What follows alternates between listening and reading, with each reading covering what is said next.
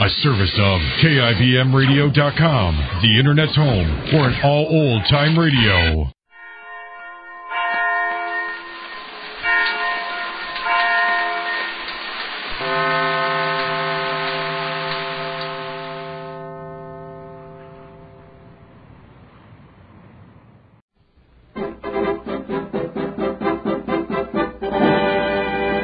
Jerry, at Fair Oaks.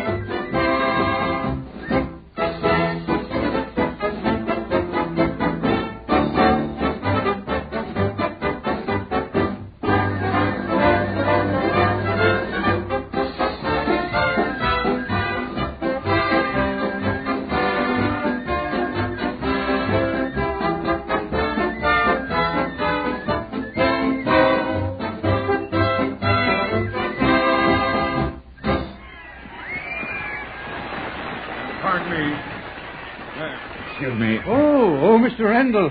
Oh, so you changed your mind and came here, did you? Yes, Major. I got a little nervous up there. Well, we're not so well off down here either. Well, the boys seem to be doing well. Sit down.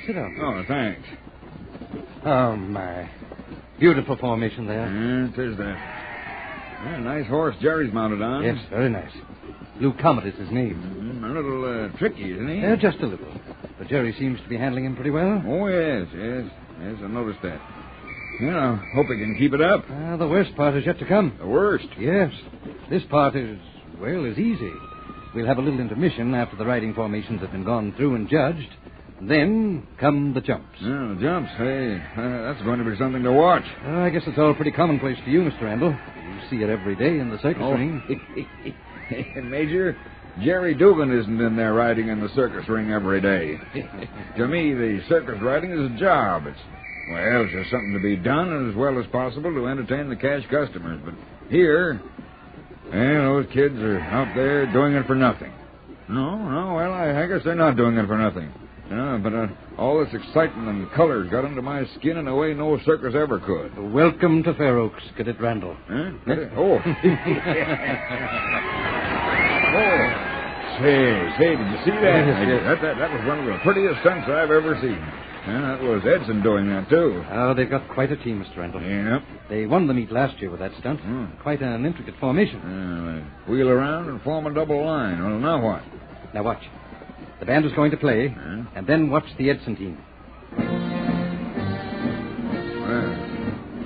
Well, jumping Jupiter. Say, those kids from Edson are great. You'd think they were never going to get themselves out of that circle. Now, how about watch them? And doing it in time with the music, too. You see? Well, they're coming out of it now. Each man in his right place without a hitch. All right, George, I've got to applaud them, Major, even if they are trying to beat our team. Our team? Yep, that's what I said, our team. Now, look. They're completely back in line. Just as straight as a die. Yeah, that was fine. Well, that's that. Meaning the first half is over, huh? Yes. How do you think the point score stands now? Oh, I don't know, Mr. Randall. Fair Oaks had a pretty good final stunt, too. Yeah, I know, but those Edson boys... Well, I'm going back to Bumps. He's up there chewing his nails off. I'll bring him down here after the intermission. All right, thanks, Major. I will.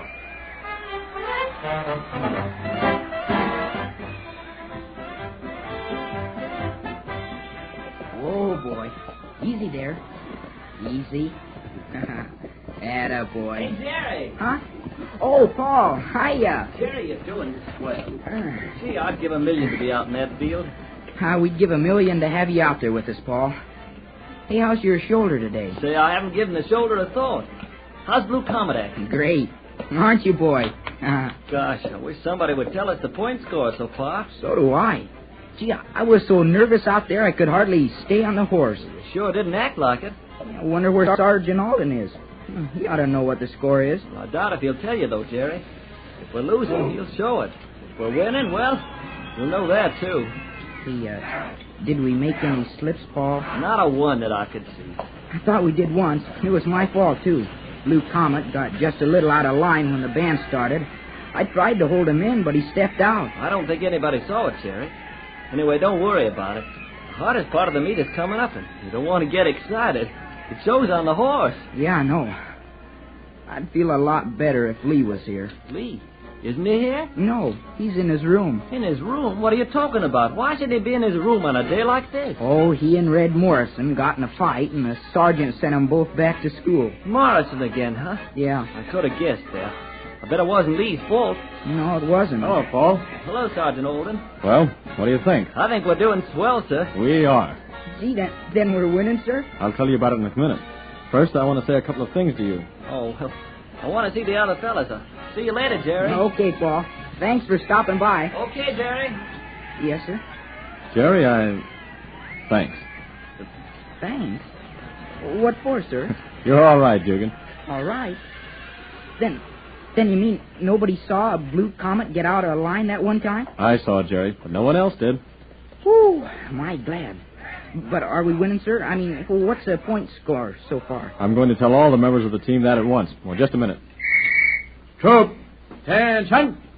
Come over here. All right. Quiet down now. Men, if I were looking for a reward for the weeks of practice we put in here on the field, I've had it this afternoon. In the way you got out there and rode. Thank you. Now, wait a moment. Don't let that go to your heads. There's still a lot of work to be done. I've just learned from the judges that the point score so far in the meet stands exactly even. Gee. Oh, boy. Then that means, sir, that the jumps will decide the meet. Yes, that's exactly it, Paul. The jumps are going to decide the meet. What's the matter, Jerry? Oh, nothing, sir. Well, in just a couple of minutes more, you'll be going out there on the field for the last half of the meet, the most important part. But just remember this, that every cadet on the Edson team is thinking the same thing you are, that the jumps will win the meet. All right? I want each one of you to think of that just a little harder than the Edson cadets. Now, how about it? Yeah. All right, that's all. Stand by your mounts. Williams, your pennant wants to be a little straightened. Adams, watch the toes in the stirrup. Oh, boy. Jerry? Me?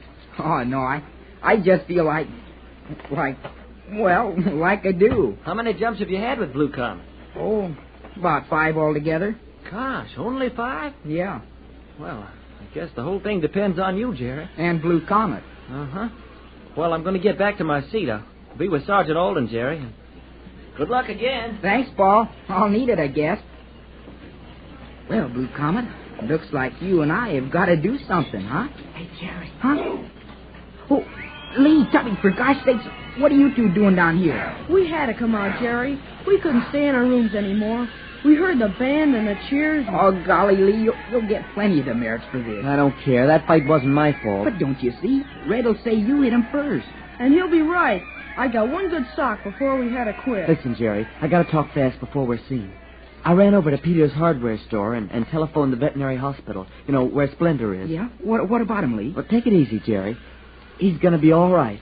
That's what they told me, and so I had to come out here and tell you. Oh, Lee, that's swell. Boy, you're a pal. And how? Now, all you got to do is pay me back by going out there and winning. See, we heard what Sergeant Alden said about the jumps deciding the meet. I'll do my best, Lee. Oh, golly, here comes the sergeant. Oh, you and Tubby got to run for it. You can't let him see you. Come on, Lee. We'll duck around the corner of the stable. Yeah, okay. Now, remember, Jerry, take those jumps. So, you all set, Jerry? Yes, sir. Good. Troop. And hunt. Troop. Forward. Well, there they go again, sir. Well, it all depends on Dugan, whether he can take Blue Comet over the jumps. Well, they're lining up for him now. Edson's first. And every man on their team is experienced. They won the trophy with the same team last year.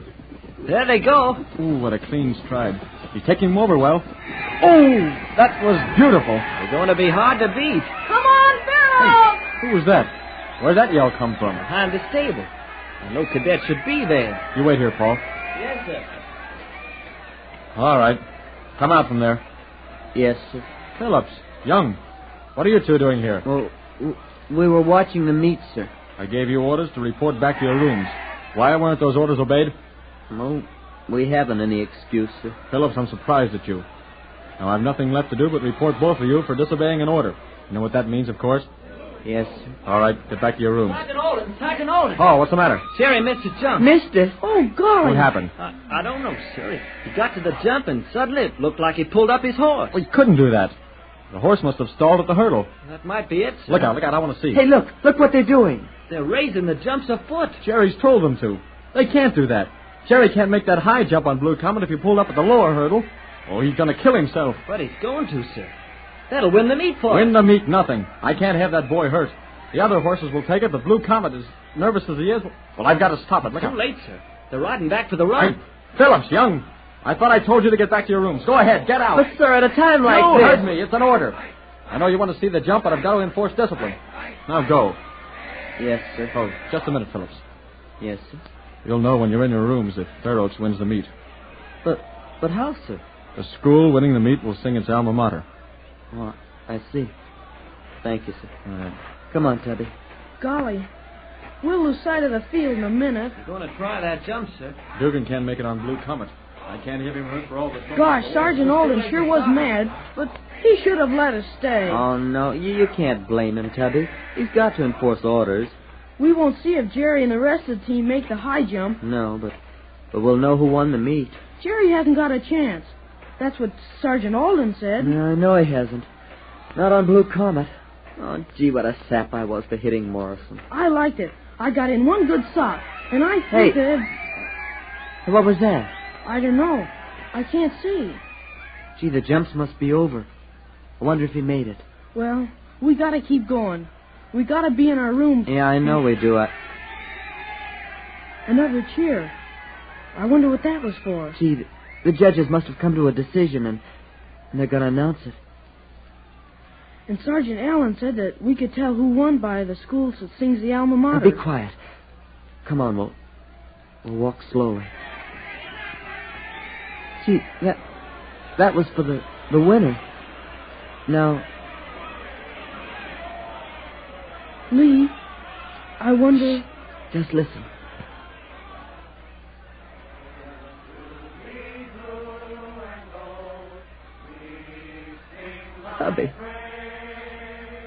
Tubby, we won! Floats above and we proclaim our loyalty and all our love to thee. We are voices raised, our colors bold. Hail then to Fair Oaks and the blue and the gold.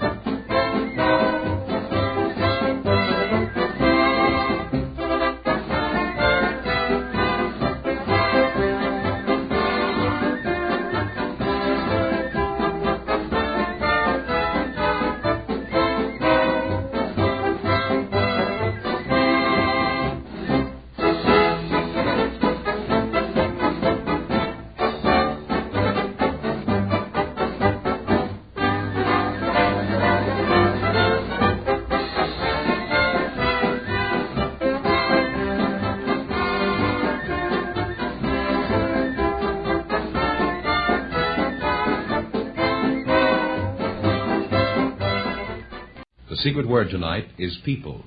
P-E-O-P-L-E. Really? You bet your life. The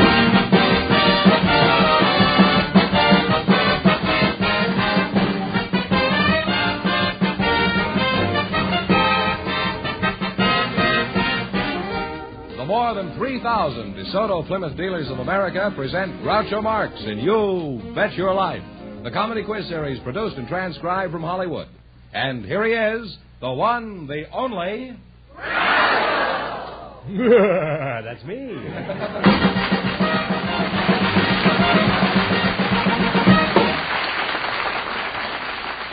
Well, here I am again with $2,500 for one of our couples. Well, Groucho, we sent some tickets to the junior high schools in the city this week, and other youngsters who came to our program tonight. Here come the two who were selected to be on the show, Elda Height and Philip Bauer. Kids, come on in here and meet Groucho Marx.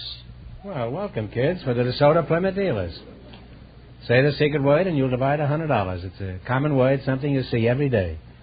Oh, what's your elder is your name? Right. But you're the younger of the two, aren't you? Huh? I guess so. Well, how can you be the elder? I don't understand. I can get sued by Abbott and Costello for this. How old are you? I'll call you Junior, huh? All right, I'm 14. You're 14, huh? Well, you're a pretty small girl for 14, aren't you? Yeah. Where were you born? I was born here in Los Angeles.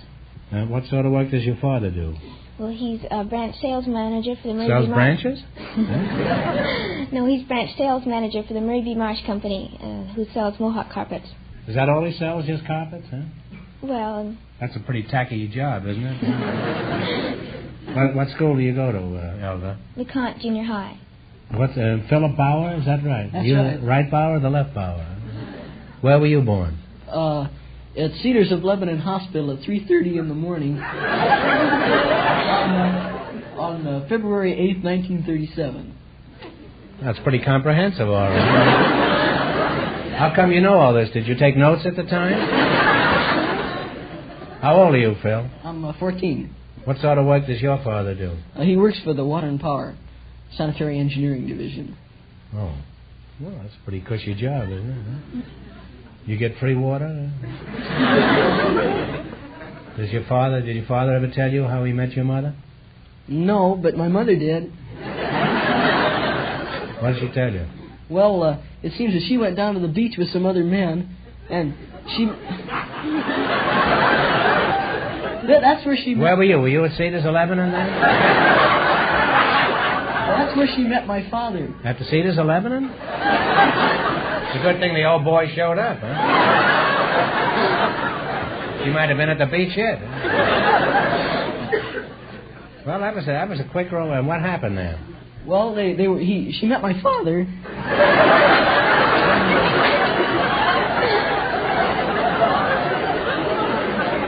There's no need of yodeling, you know. Just use one voice. I don't care which one you use. Let's not overdo it. Don't use two voices. Because if there's two people hearing three voices, I get all confused. Now decide which one are you going to use? Huh? I'm all set. Okay. You take the high voice, and I'll take the low. Well, how did your mother meet your father? At the beach, and my father... Was a beachcomber? No, he decided to give her a ride home. And something What do you went mean he decided? Did he ask her or anything? No, anyway, they got going, and...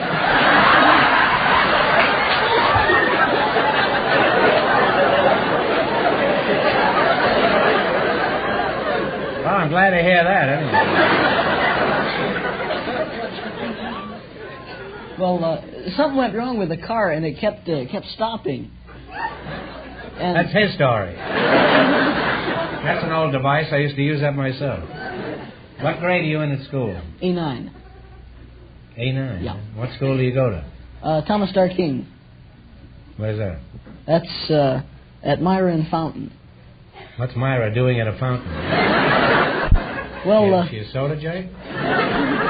the two streets cross, and Thomas Starr King is on the corner.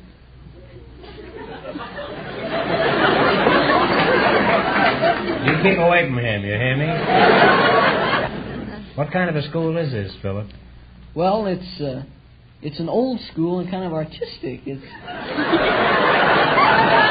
Now, who said that? Did you say that? Climb down off that ladder there, will you? You say it's an old school and kind of artistic? Now you're going to play You Bet Your Life for $2,500. Right now, I want you to pay close attention to this. If you're like most people, you look for and expect three things of the folks who service your car: efficient service, courteous service, and service at a fair price. Well, there's one place you can get them all, and that's at a DeSoto Plymouth dealer's. Yes, sir, you'll find out a DeSoto Plymouth dealer really knows how to treat your car. And that goes for the major repair jobs as well as the smallest ones. His men are skilled mechanics. They've been trained in factory methods, and they really know your car. What's more, they work with the most modern tools and equipment, and that helps them do a faster, more expert job. But not only does your car get the right treatment at a DeSoto Plymouth dealer, you get the right treatment, too. Considerate treatment. Service with a smile. And when you get the bill, you'll find it's reasonable. A fair charge for good work done. Stop in and you'll agree.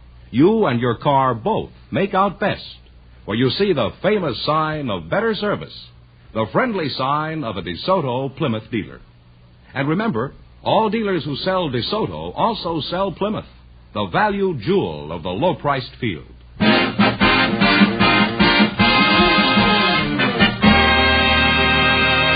Now, all right, let's see how much money you can win tonight. That reminds me, I have a note here that I have to read. Now, listen to this, Fenneman, because this involves you, too. On our first show, we had a question about the Hope Diamond, and I said it wasn't for sale. I now stand corrected. The Hope Diamond is for sale. If there's anybody in the audience who'd like to buy it, I think... Well, that takes care of that. We sell anything on this show, eh? George, explain the rules of the game to these youngsters, huh? All right, you bet as much of your $20 as you want on each of 4 questions, and the couple that earns the most money gets a chance at the $2,500 DeSoto Plymouth question later in the show. Here we go. Let's see how high I can build you $20. You selected fictional animals and birds. Here's your first question. How much will you bet? 19. 19. What kind of an animal is Dumbo? Elephant. Elephant is right.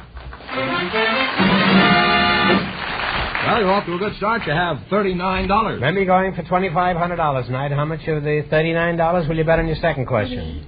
38. What kind of an animal is Ferdinand? Bull. A bull is right. You now have $77. How much of the 77 would you try this time? 76. 76. Uncle Elby has a pet named Napoleon. What sort of an animal is he? A dog is right. Oh, you're really climbing. You have $153. Here's your last chance to beat the other couples. How much of the 153? Shoot the works. We'll shoot the works. What kind of an animal is Harvey? A rabbit. A rabbit is right. And you wind up with a grand total of $306.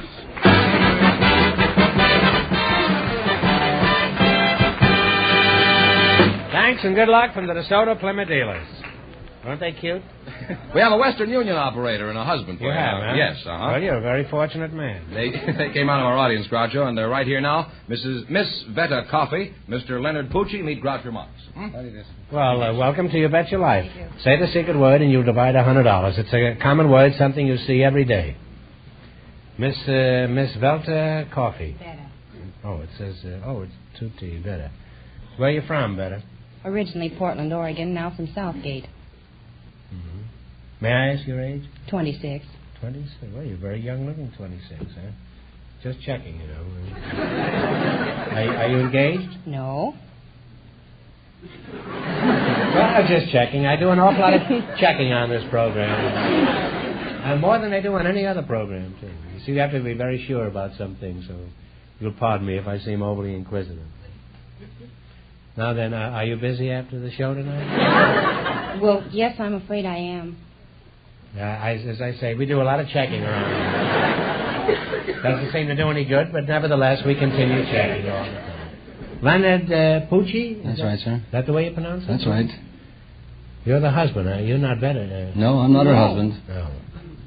How do you like that? Where are you from, Pooch? Well, I was born about 3 blocks away from the slaughterhouse in Canton, Ohio. You have a slaughterhouse in Canton? Oh, sure. We have everything in Canton. Is that so? They don't have Akron. No. Are you married, Pooch? Yes, sir, I am. Got any little mutts? I got 2 children. How long have you been married? Well, I got married while I was in service in the infantry 9 years ago. And you got 2 little infants, huh? That's right. What were you in the Army, a sailor? I was a mess sergeant. A mess sergeant? And your wife married you because you were a good cook, is that it? Yes, sir. You still do much cooking at home, Pooch? Little, just on fancy dishes. Such as spaghetti, meatballs, ravioli, pasta fazool. I pasta fazool this morning around 8 o'clock. I was going about 30 miles an hour and I pasta fazool.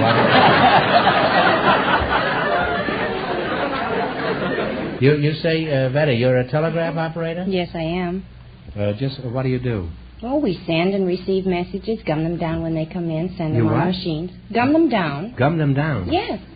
What do you mean? People come in there and you gum them down? What is the rate for a telegram? Where to? Huh? Where to? Oh, you have to... Well, the rates vary. Oh. Well, let's say Pasadena. 35 cents plus 9 cents tax for 10 words. I can take a bus and go to Pasadena for 2 bits.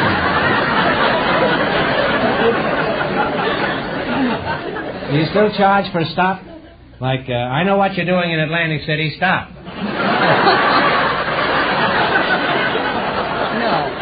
You don't charge for that? No, all punctuation is free now within the continental limits of the United States. Is that so? You mean, well, I could send, if I was real smart, I could work out a code, couldn't I? And Why, sure. And send nothing but commas and semicolons? Well, you'd still have to pay, though. Oh. Frightens me sometimes how cunning I think I am.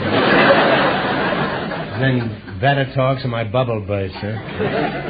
Let's say I'm on the phone and I want to send a telegram. Just what happens? Pretend I'm a customer. What? I call up. I dial, and twice I get the wrong number, of course. I get the slaughterhouse in Canton, Ohio.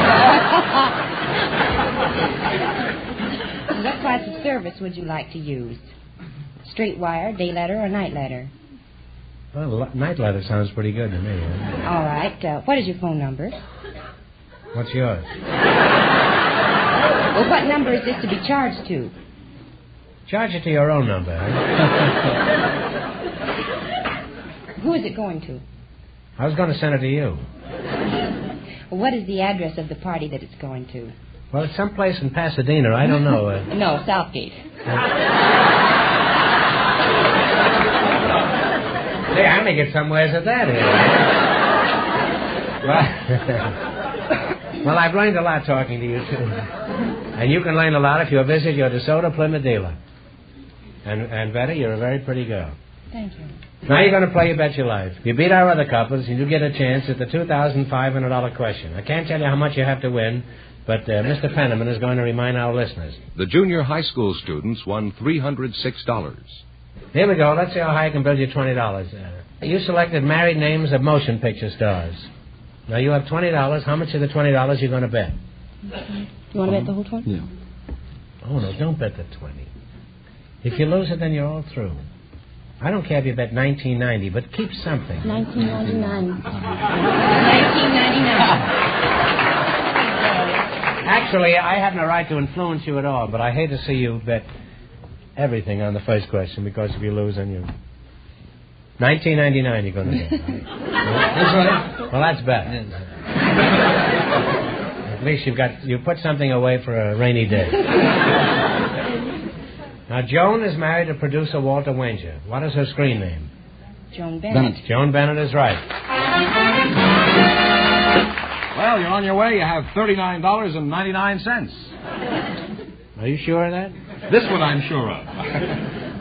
Remember, you're going for $2,500 tonight. Now, how much of the $39.99 you going to bet? All of it.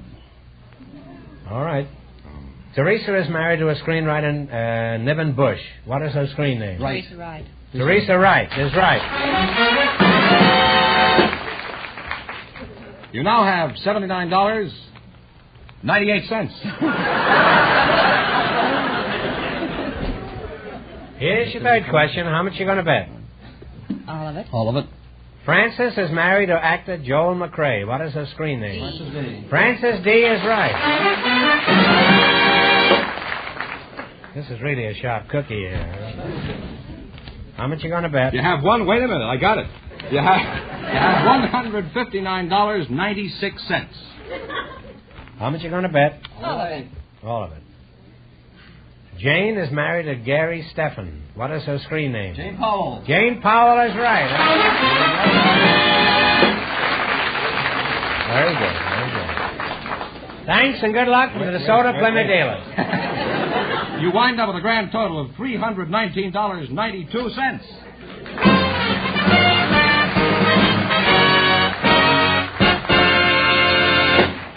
Thanks and good luck from the DeSoto Plymouth dealers. Oh, say, I've got a note here to remind me to tell you something. I just finished reading a book called Showbiz by Abel Green and Joe Laurie, Jr.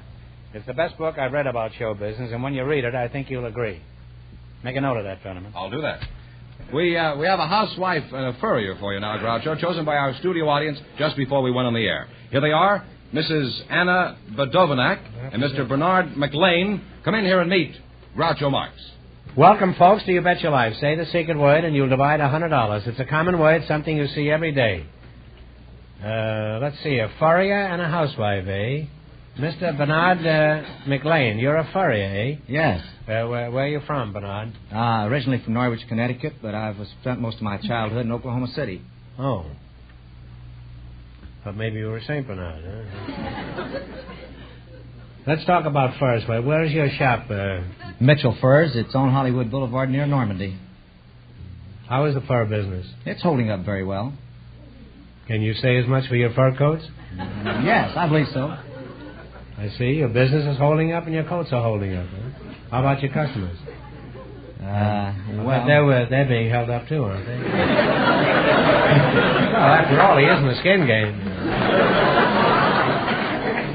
That's only a joke. How did you like it, Bernard? Well, that's not a very good joke for the fur business. It's not a very good joke for show business either. Let's see, Mrs. Anna... Badovanek. You're the housewife, huh? Yeah. How do you spell your name, Anna? A-N-N-A.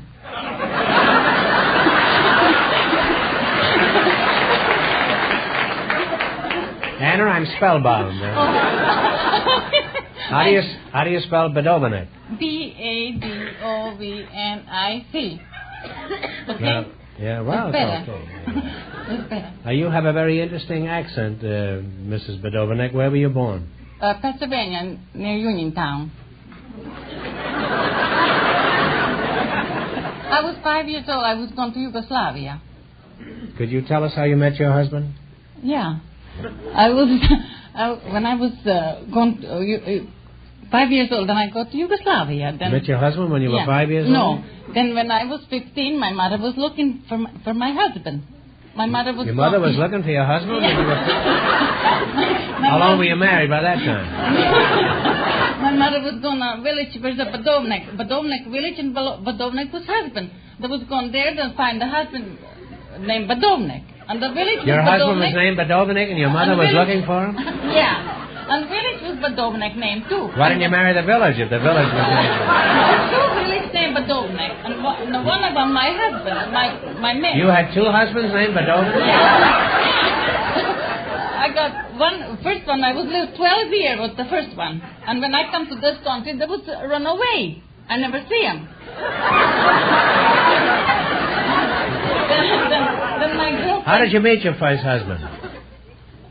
My mother found them. My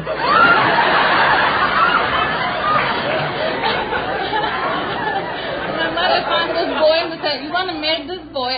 I was 15 years old. What did she do? Just pluck any boy out of the garden? Bring him home? I was 15 years old. I didn't know nothing to say. I said, okay. I was too young. Now I know how to pick them.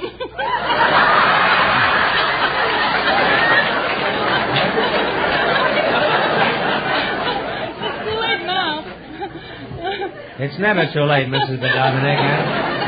Someplace in Michigan, there must be a village named Badovnik, huh? What about this village named Badovnik? You say Yugoslavia does. In Yugoslavia. There's a village named Badovnik? Yeah, two. Whole village. Badovnik and people named two.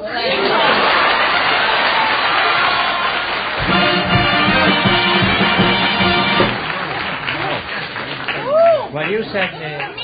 yes. You said Badovnik, so you win $50 and your partner wins $50. Anybody says Badovnik on this show. Now, I don't understand. You said there was a whole village named Badovnik? Yeah, whole village. Everybody was named Badovnik? Yeah, everybody last name Badovnik. Well, that's pretty confusing, isn't it?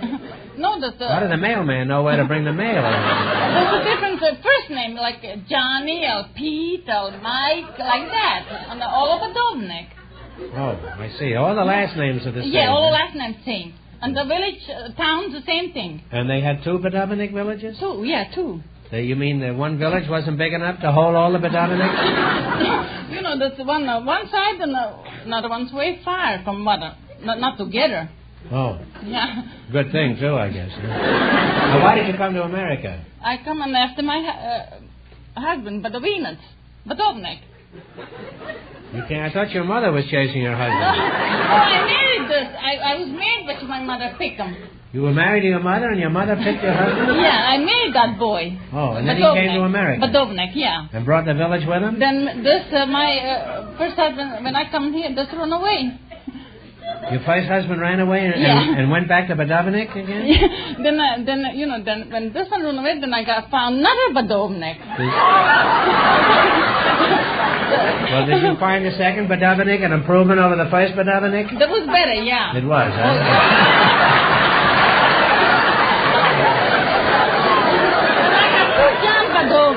Two Johnny, two sons. You got two John Badovnik? Yeah, first and last, both same name. Oh, well, I got one John Badovnik. My husband got one John Badovnik. Oh, well, can't you merge them like make a Canadian Pacific or something? Well, ladies, be sure to tune in again tomorrow for another exciting chapter of Anna's Other Badovnik.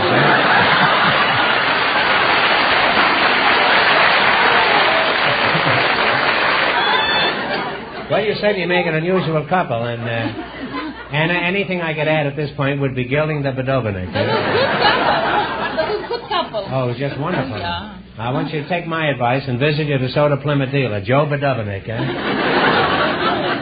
Now you're going to play You Bet Your Life for a chance at I don't know how to play Bet Your Life.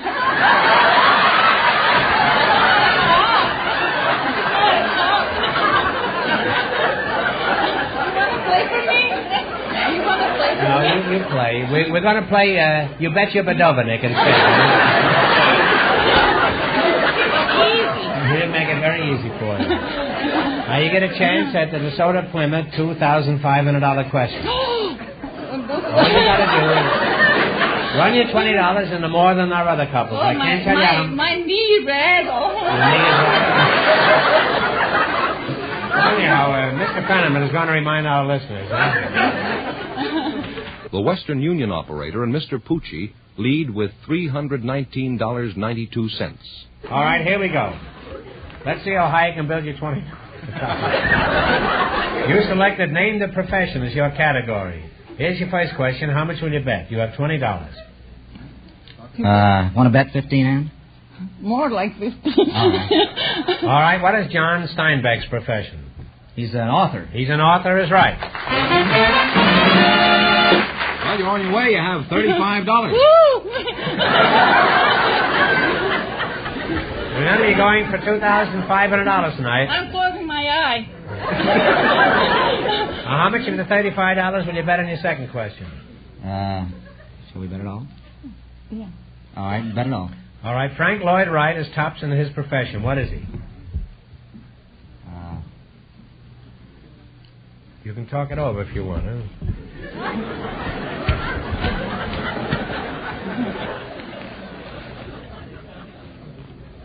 Take a guess. Financier? No, I'm sorry. He's an architect and a very famous one, probably the most famous one in America. Well, they're broke. We can't let them go away with empty-handed here. We're going to give you one more question. And they did win the secret word, didn't they? Yeah. Well, you each won $50 there. Now, here's your chance to win $10. Now, think hard now, and please no help from the audience. This is a tough question. In what sport do you use a basketball? Basketball. Basketball is right. Well, this couple went broke, so that means that the Western Union girl and Mr. Poochie with $319.92 in just one moment get the chance at the DeSoto Plymouth $2,500 question.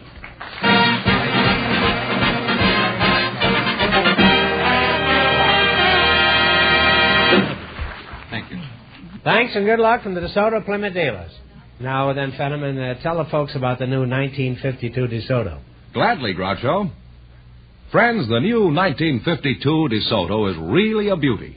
It's the car designed for you and your budget, too. True. And tell them about some of those great DeSoto features. Well, for one thing, DeSoto brings you Oriflow shock absorbers that help give you the smoothest ride on the road. And comfortable seats that are chair high that give you a relaxing ride and a better view of the road. George, mention those safety rim wheels. DeSoto's safety rim wheels protect your family in case of blowouts. And DeSoto has big 12-inch brakes, too, that respond even to the lightest pedal pressure. Now then, tell them where to see the 1952 DeSoto. It's now on display at your DeSoto Plymouth dealers. See it tomorrow. And when you do, just tell them Groucho sent you. And here comes the winning couple, Groucho, the Western Union girl and Mr. Poochie, all set for the DeSoto Plymouth $2,500 question. All right, here we go for $2,500. I'll give you 15 seconds to decide on a single answer between you. Think carefully, and please no help from the audience. Here it is. Elizabeth Bowes Lyon, Lyon, occupies an important position in the world today. If you can identify her, I'll give you $2,500. Who is Elizabeth Bowes Lyon? B-O-W-E-S, capital L-Y-O-N. Talk it over.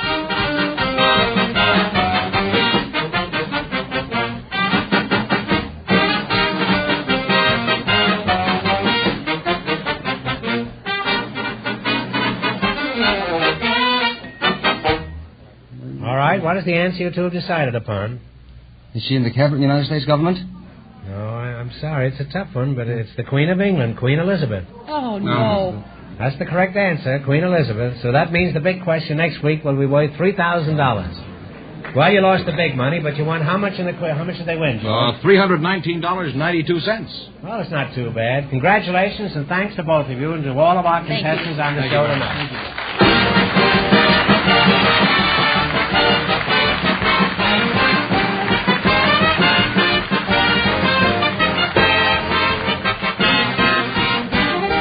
Be sure to tune in again next Wednesday night at the same time for the Groucho Marx Show, when the big question will be worth $3,000. And don't miss Groucho's television show, also presented by the DeSoto Plymouth Dealers of America. And remember, all dealers who sell DeSoto also sell Plymouth. Two great cars, both products of the Chrysler Corporation. And when you drive in, tell them Groucho sent you. Good night, folks, and remember... See the 1952... DeSoto.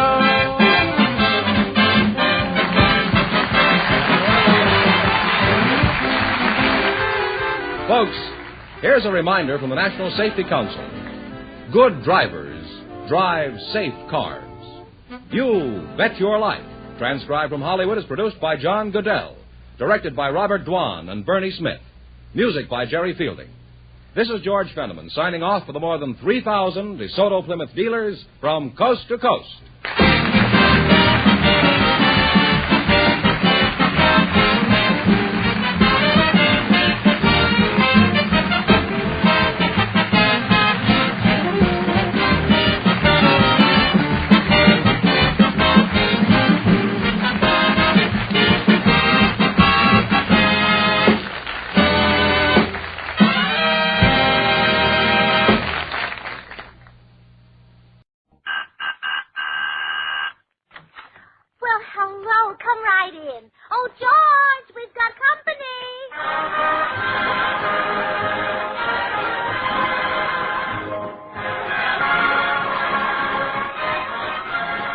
Well, it's Tuesday night again. Time for another pleasant visit with George Burns and Gracie Allen, Jimmy Cash, Paul Whiteman, and his music. And now meet the people who live in the Burns house.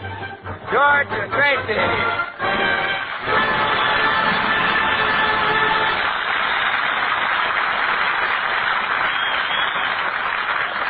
Well, it seems there's great excitement at the Burns home this morning. George is being considered for public office. George, it's so thrilling. I just can't believe it. You, my own husband, a member of the school board of Beverly Hills. Well, really, Gracie, it's nothing, honestly. Oh, but it is. It's marvelous. The school board will take only brilliant, outstanding men. I know, but it was just luck they picked me. Might have been any one of a dozen other brilliant, outstanding men. Oh, just wait till my mother hears the news. That blockhead who married Gracie, she always calls you. Oh, well, I forgive her. Oh, believe me, she'll have to change her tune. Yeah, I guess so. From now on, she'll have to call you that blockhead who's on the school board. Yeah, but don't forget I'm not elected yet, Gracie. Miss Pringle, the head of the board, said it's between me and this fellow Hutch. Oh, Mr. Hutch hasn't got a chance. I've heard around town that he never got past the 5th grade in school. Really? Sure. And your personality will easily make up for the 2 grades he has on you.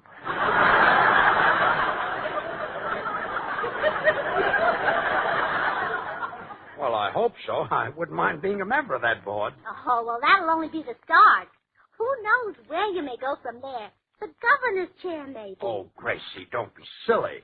The odds were 6-5 against it. Oh, but how wonderful if you did get to be the governor. I've always wanted to be a governess. We'd live in a mansion, wouldn't we? Oh, sure. And from the governor's mansion, who knows? You might even... What? Well, it just wouldn't surprise me if the next time there's a meeting in Washington, it'll be Winston and George. Oh, no. That's impossible. I think. Well, anyway... Oh, I'll answer it, dear. You sit here and rest your presidential timber. Good morning, Mrs. Burns. Oh, good morning, Mr. Postman. How are you this morning? Magnificent, Mrs. Burns. Simply magnificent. I had a great big heaping dish of Popsy Wopsies for breakfast. It gave me so much energy, I'm about to burst. Well, I hope you don't. I just swept up the porch. My, you look happy this morning, Mrs. Burns. Oh, yes. I'm happy because my husband is going into politics. I'll never forget my own political career in college. Oh, really? What were you running for? Cheerleader. I was unanimously elected when they saw I had the old pep and ginger. Would you like to hear the yell at one for me? Oh, I'd love to. All right, here it is. Hit 'em hard. That's what wins. Poke 'em in the eye. Kick 'em in the shins. At 'em, team. Fight, fight, fight.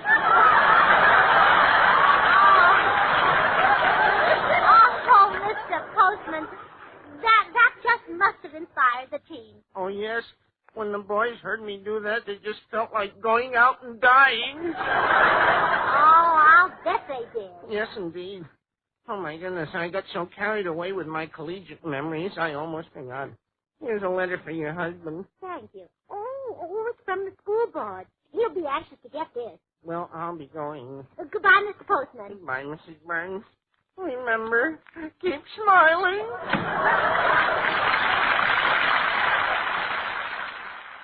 Let's pause for a moment. We'll return to the Burns and Allen Show right after these messages. To find out more about old-time radio, old-time video, and the pleasures of listening to audiobooks, visit the Audiobook Club website, www.audiobookclub.com, where you can get 4 audiobooks for just 1 penny. MediaBay.com. And now, let's rejoin George and Gracie in the Burns and Allen Show. Oh, George! Yes, dear? Here's a letter for you. Shall I open it? Gracie, you should never open my mail. Why not? Why not? Because it might cause trouble. Suppose you opened a letter and it was from a girl who said that she was madly in love with me. Oh. Okay. All right. Don't get hysterical. Stop it. Oh, you have such a wonderful sense of humor, George. Yes. Okay, you can open the letter. Oh, George, it's from Miss Pringle, the school board president. She's going to call on us this afternoon. I might have known. That snoopy old maid wants to check up on me. I wonder what I should talk about. We'll talk about children. Say to her, I'm just crazy about children, Miss Pringle. How many have you got? But, Gracie, I said she was an old maid. Oh, don't mention that. It might hurt her feelings. I wouldn't want to insult her. Oh, I know. Miss Pringle is kind of intellectual. Oh, why don't you talk about books? Gee, I haven't read much recently. I know, and it's a shame. You used to be a great reader. Well, on our honeymoon, I could hardly tear you away from a book. That's not true, Gracie. Yes, it is. Every night you pick up a book as soon as Mother and I started to play checkers. That was some honeymoon. Believe me, our next honeymoon will be for two. Well, all right. But Mother and I will sure miss you. Yeah. Hiya, people. Oh, hello, Bill. Oh, guess what, Bill? George is going into politics. Really? Sure. He'll be going around the neighborhood kissing all the babies and passing out his cigars to all the men. Well, gee, the women will be the only happy ones left, huh? Very, very funny, Bill. Look, I'm only being considered for a place on the school board. Oh, so that's it. Well, listen, George, if you get on the school board, promise me that you'll do something about those idiotic readers they make my kid brother study. What do you mean? I see the dog. The dog is Rover. Rover is a good dog. Now, isn't that ridiculous? Well, what should they give kids to read? Something like this. I see the soap. The soap is Swan. Swan is a good soap. Now, that makes sense. Yeah, that's better, yeah. Well, sure, Swan is not only a good soap, it's terrific. In fact, Swan is a great wartime buy because it's actually 4 soaps in one. The soap for your hands and face, the soap for bathing the baby, for the dishes, and for your light laundry. 4 swell soaps in one. Bill, if I get on the school board, I'm not going to change the readers, even if your kid brother fails. Oh, well, he won't fail. You see, I'm going out with his teacher.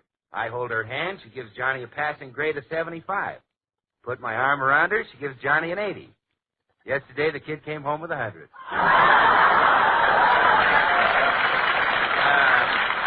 Say, Bill. Yes? How'd you swing that? Gave the teacher a bar of Swan to wash her dishes. Oh, no. Listen, you can't beat Swan for washing dishes, and it's perfect for laundering your finer things, too. Because Swan not only gives you loads and loads of suds, but it's so mild it always helps keep your hands soft and lovely. Oh, Bill, won't it be wonderful when George goes onward and upward in politics and finally gets to be president?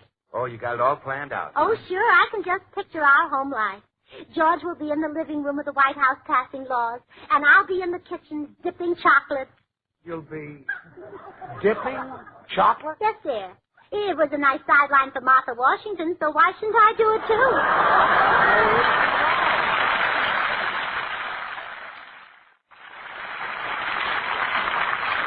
The possibility of George running in the school board election is not the kind of news Gracie can keep to herself. She's on the telephone now telling her girlfriend, Tootsie Sagwell. Well, yes, Tootsie, it is wonderful, but we're afraid Miss Pringle might prefer George's rival, Mr. Hutch, because he's a family man. Oh, it would help George if we had children, Tootsie. Then he could understand their thinking and try to bring his mind up to the level of theirs. Oh, no, I don't think it would take him long. What? Oh, there's someone at the back door, Tootsie. I'll call you later. Goodbye. Oh, it's a little boy. Hello, little boy. Hello. Would you like to buy some lemonade? Well, is it good? Sure, it's good. I made it myself. Mr. Beasley at the store gave me the lemons because they were rotten. Oh, my goodness. That lemonade must taste terrible. Well, Emery likes it. Who's Emery, your brother? I don't think so. He's a frog. Would you like to see him? Well, yes. Where is he? In the lemonade. Oh, a frog in the lemonade. That's awful. Oh, don't worry. He can swim like a fish. Well, I don't think I care for any lemonade, thank you. Now, you better run along home and... Hey, wait a minute. I have an idea. What's your name? Wilbur. I'm named after my pop. Well, Wilbur, you look like a handsome, intelligent little boy. I like you. You're silly. Oh, thank you very much, and the same to you. Wilbur, how would you like to be my little son for this afternoon? Ooh, I like that. Oh, good. There's a lady coming over here today, and I want you to call me Mama in front of her. And when my husband comes in, I want you to call him Daddy. How will I know him? What's he look like? George? Well, he's sort of, he's rather, he's hard to describe. But anyway, remember to call him Daddy. Okay. Oh, it's Mama's darling. Wilbur, this is somebody I want you to meet. Hello, Daddy. Oh, no, this isn't Daddy. This is my little son, Herman. Oh, gee, he's cute. I'd rather have him than my baby brother. You would? Yeah. Gee, you were smart. You sent the baby back and kept the stork. Oh, no. Herman isn't a stork. He's a duck. Stork has long legs like Gary Cooper. Herman has legs like his daddy, George. Haven't you, Herman?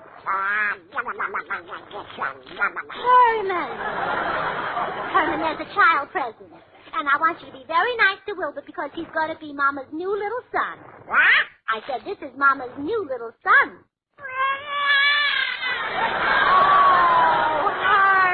Herman Burns, you're jealous, aren't you? Oh, you are too. But if you'll stop crying, Mama will do something nice for you.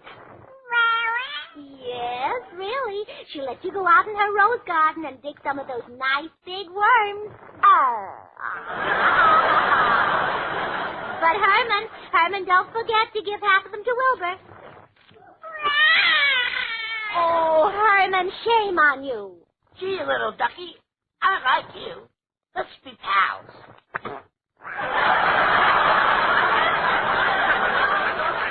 Oh, Herman.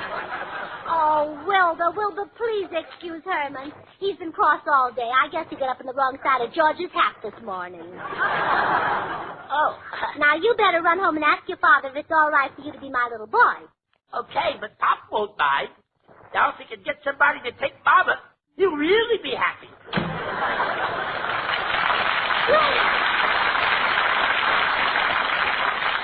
Oh, I took care of that. I'll bet no other wife in the world fixes things for her husband like I fix them for George.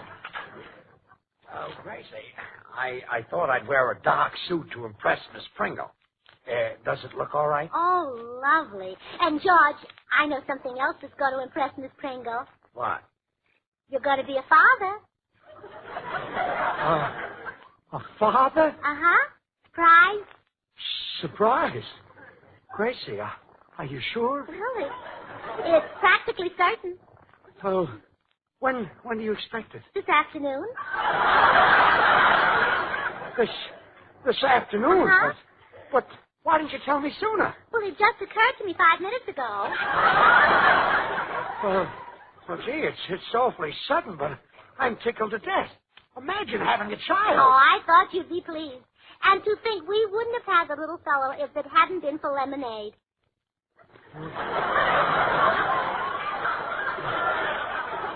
Lemonade? You don't say. Yes, it was lemonade that brought little Wilbur to us. Wilbur? Yes, that's our child. He's named after his father.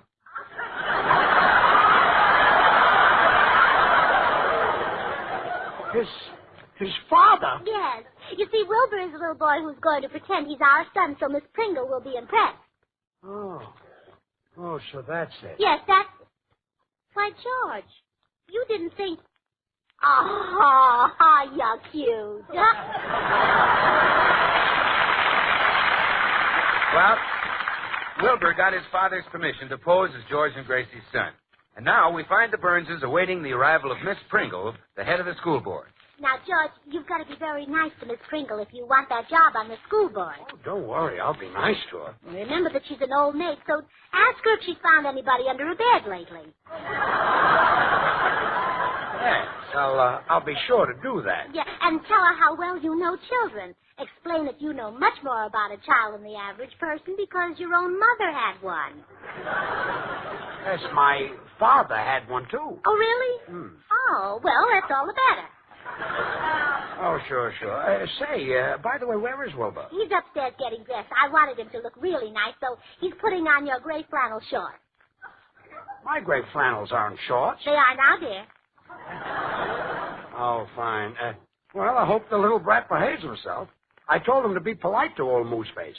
And I also... Oh, there she is now. I'll answer her, dear. Mrs. Burns? Yes? I am Patient Pringle. Oh, come right in, Miss Pringle. This is Mr. Burns, my husband. Or, as he'll soon be known, George Burns, the educator. How do you do, Miss Pringle? How do you do? I came here, Mr. Burns. May I hang up your hat? No, thank you. I came here to inquire... Your cane? That's an umbrella. I don't carry a cane. Oh, isn't she wonderful, George? At her age, she doesn't use a cane. Just how old do you think I am, Mrs. Burns? Well, I don't know, but you certainly do look young for it. Gracie, I'd like to talk to Miss Pringle. Oh, go right ahead, dear. As long as you talk to women like Miss Pringle, I'll never be jealous. Well, I mean, the reason I wouldn't be jealous of you is because you're so nice. Not because you're so unattractive. Gracie, Miss Pringle came here to talk about the school board. Oh, yes. Well, my husband has some marvelous ideas on education, Miss Pringle. Yes, indeed, some wonderful ideas. Well, for instance, he wants to do away with history altogether. Yes, huh? George says, why should children study the life of Alexander the Great just because he invented the telephone? Look, Miss Pringle. Mr. Burns, it is becoming apparent that you're not the man for our school board. But, Miss... I'll be right back. Hiya, George. Did you get on the school board? Oh, no, I'm sunk, Bill. Miss Pringle is here, and Gracie has killed any chance I ever had. Oh, well, don't worry. I'll put her back in a good humor. I've got away with old maids. Are you sure you can handle it? Look, George, you know Carson, the cabinet maker? Yes. I get a 10% cut on every Hope chest he sells. Lead me to her. Well, okay, come on. Miss Pringle, may I present Mr. Goodwin? How do you do? Well, not Miss Pringle, the president of the school board. Yes. Oh, no, you're hardly old enough to be out of school yourself. Oh, Mr. Goodwin, I've been out of school for, several years. Well, how can it be Miss Pringle? How can such an attractive woman be unmarried? Well... Oh, I know. You don't want people to call you a child bride.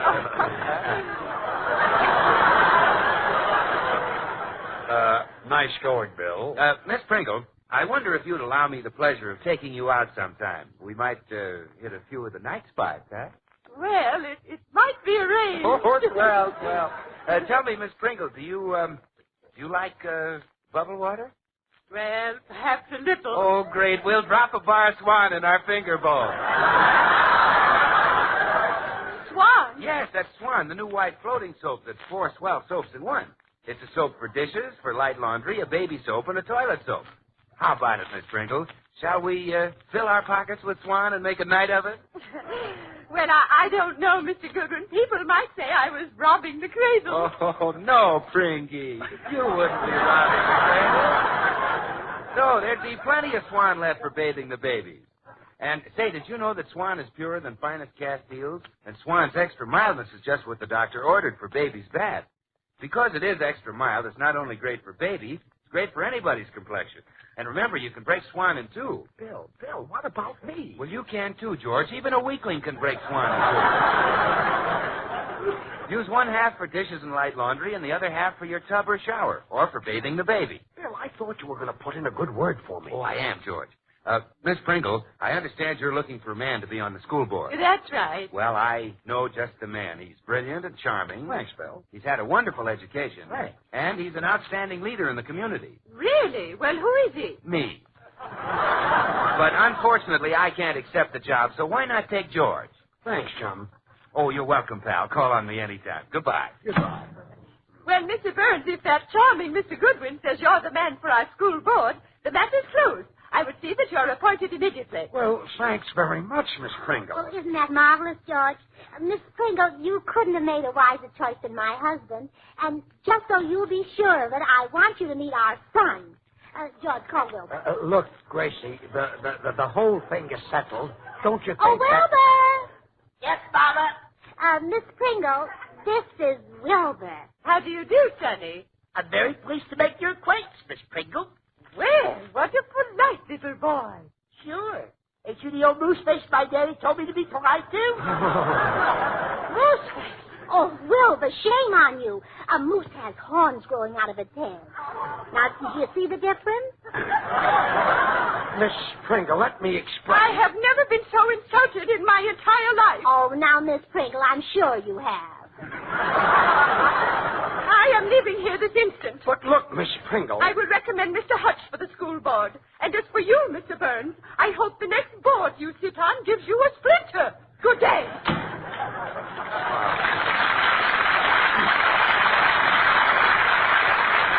Well, I hope you're satisfied, Gracie. Just when everything was going fine, you had to drag that kid in here, and that silly, ugly, idiotic dope of a kid. Gee, what you must say behind my back? Well, don't you worry, George. We'll find some other way of getting you on the school board. A fat chance. Well, we will. You know what I always say? More cats than one are away skinning. Yeah, they're taking advantage of the nice weather. Oh, maybe Miss Pringle has changed her mind. Come in. Hello, folks. My name is Hutch. Oh, my former rival of the school board, huh? That's right. I just saw Miss Pringle outside, and she told me the news. Tough luck, old man. Tough luck. I'd be on the board right now if it wasn't for this kid here. Oh, that's so? Well, nice work, Wilbur. Come on home, son. Okay, Pop. Gracie, did you hear that? Wilbur's his kid. Why, George, you're as white as a sheet. Here, drink this. Thanks. Ooh, this stuff is horrible. What is it? Lemonade. Lemonade? Yeah. Well, I wonder where Amos is. He's supposed to ask me what day it is. Well, anyway, it's Tuesday, and that means we is on the air for Triple Action Rinso.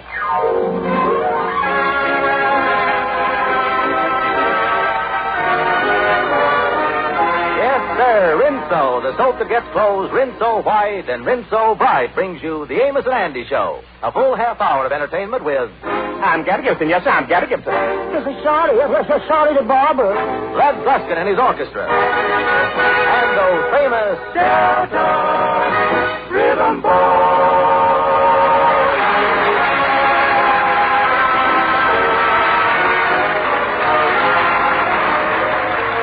And now, Lever Brothers Company, the makers of Rinso, invite you to sit back, relax, and enjoy the story of Amos and Andy.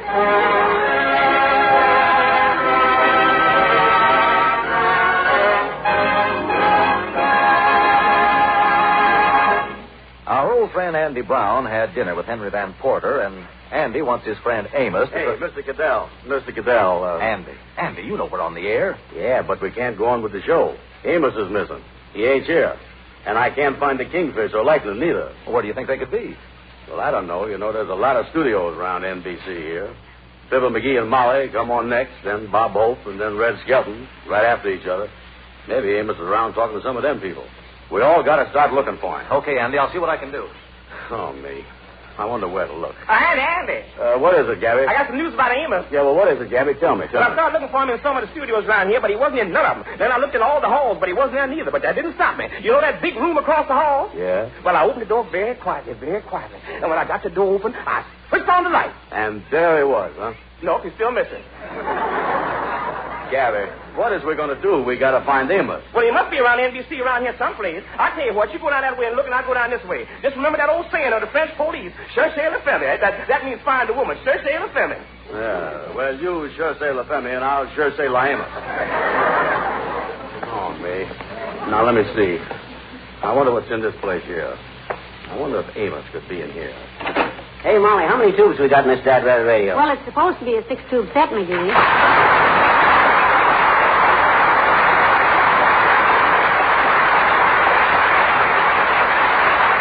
Well, if it's a 6-tuber, 3 tubes have blew out. Blown out. Blew out. Blown out, dearie. 3 tubes are busted. They're out like a jitterbug shirt tails in a Lindy contest. Well, how do you know, dearie? For 5 minutes now, I've been trying to tune in on Amos and Andy, and all I can get is Andy. Well, excuse me, Mr. McGee. Oh, hi, Bud. I hate to bulge in on you like this, Mr. McGee, but I was a man with trouble. You think you've got troubles? Look at me. No cufflinks. Well, I'll lend you my... I ain't even got no cuffs. But that ain't my main trouble, Mr. McGee. Something is worse than that. What is it, no shirt? Oh, this is my wife, Mrs. McGee, known to her friends as Molly. Oh, howdy, ma'am. How do you do, I'm sure. I'm sure, too, but... And this is my husband, Mr. McGee, known to his friends as Fibber, far and wide. Yeah. I'm far wider now than when I was married to her. Yes, well, my name is Andrew H. Brown. Brown, that's an odd name. But your face is familiar, Brown. Were you ever in Peoria, ill? Yes, sir, and I was sick in Rock Island once, too. Just what is your trouble, Mr. Brown? Well, I can't find my best friend, Amos Jones, and I thought maybe you folks had seen him around here somewhere. Amos Jones. Jones. That's another odd name. Funny thing, you can't find your pal Amos, buddy. I just tuned in the radio a while ago to try and get Amos and Andy, and Amos was missing from... Hey, did you say you were Andrew Brown? Andrew H. H. That's an odd name. Holy smoke. You're not the Andy of Amos and Andy, are you? I ain't the Jolson of Olson and Johnson.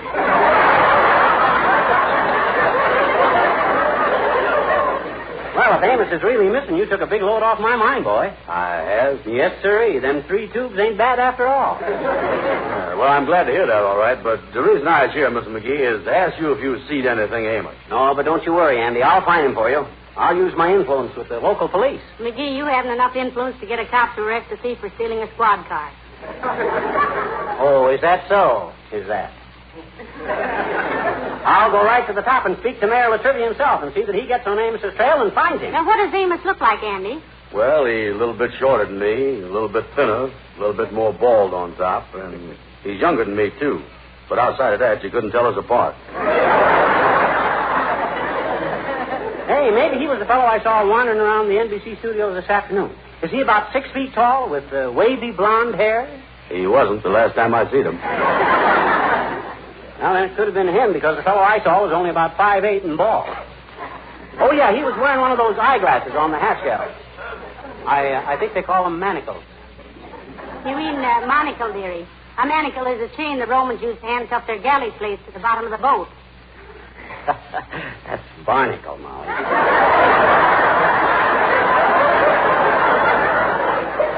A monocle is something you scrape off the bottom of the boat. Yeah, well, I don't think that was Amos. You mean binnacle, dearie. A monocle is something they keep a ship's compass in. Yeah, well, if Amos had a compass, he couldn't get lost. Molly, that's a pinnacle. Well, now I know that it wasn't Amos. He don't ever play cards. Special pinnacle. Well, then that wasn't Amos I saw, Andy. This fellow was playing... Oh, say, I got an idea where he might be. Yeah? Where's that, Mr. McGee? I think I saw a fellow answering the description of Amos going through that door over there a while ago. Okay, and thanks a lot, Mr. McGee. Let me take a look in here now. No, not that door.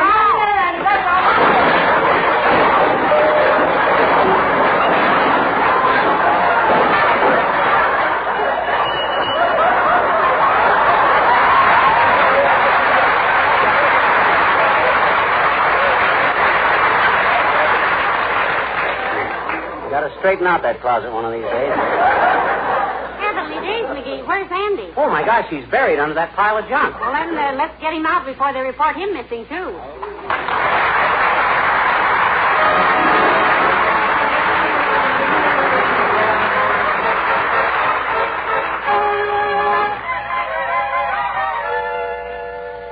Andy, I've been looking all over, and I can't find Amos no place. Hey, you look terrible, horrible. What happened to you? Well, a closet just jumped at me, Gabby. But, Gabby, listen. The thing is, we got to put on a show here tonight. Now, it's going to be hard to do that. What are we going to do without Amos and the Kingfish or Lightning? They ain't here neither. Well, I tell you, Andy, I'll be glad to help you out. Oh, what could you do? Well, don't you remember when you loaned me to Mr. Walt Disney to play Uncle Remus in the Song of the South? Yeah? I sung a song in that, too. We don't need you to sing. We got the Delta Rhythm Boys here. Yeah, learn to sing the same song with me.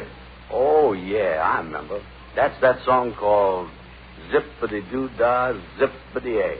My, oh, my, what a wonderful day. Plenty of sunshine heading my way. Zippity-Doo-Dah, Zippity-A. Mr. Bluebird on my shoulder. It's the truth, it's actual. Everything is satisfactory. Zippity-Doo-Dah, Zippity-A. Wonderful feeling, wonderful day. Zip-a-doo-dah, doo-dee-A.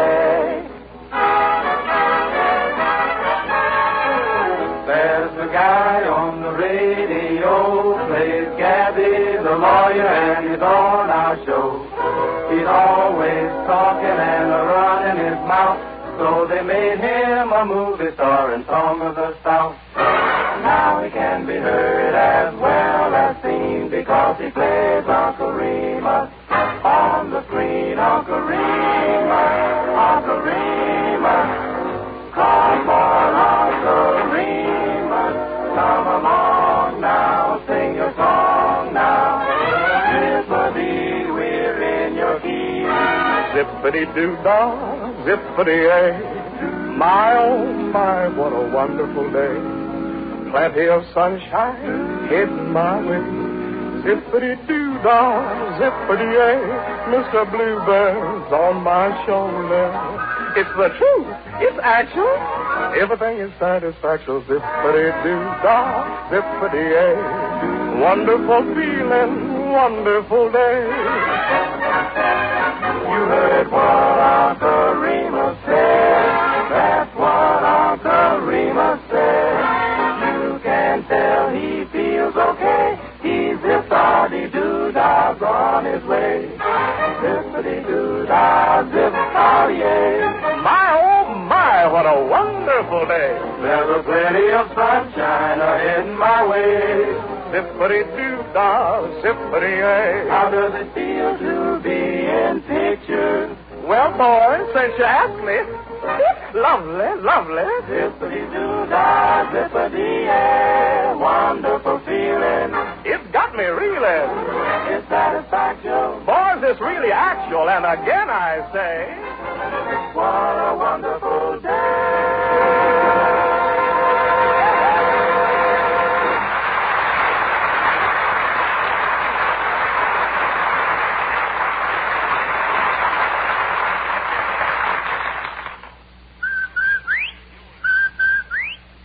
I know that means Rinso White and Rinso Bright. Yes, Rinso certainly gets top results. Like I always tell my friends, if you want a really dazzling wash, you've got to have Rinso. Yes, Rinso results always win praises because Rinso has a triple action formula. Gives you a special soapy-rich base, a wonderful suds booster, and an amazing grease chaser. Rinso's soapy-rich base makes suds that drive deep, get out stubborn dirt fast. In addition, Rinso's suds booster means heaps of long-lasting suds, even in hard water. And besides all that, Rinso's grease chaser goes after grease and grime, helps prevent yellowing of clothes, yet is easy on hands. Remember Rinso for a dazzling wash. A Rinso white wash with ease. A Rinso bright wash with safety.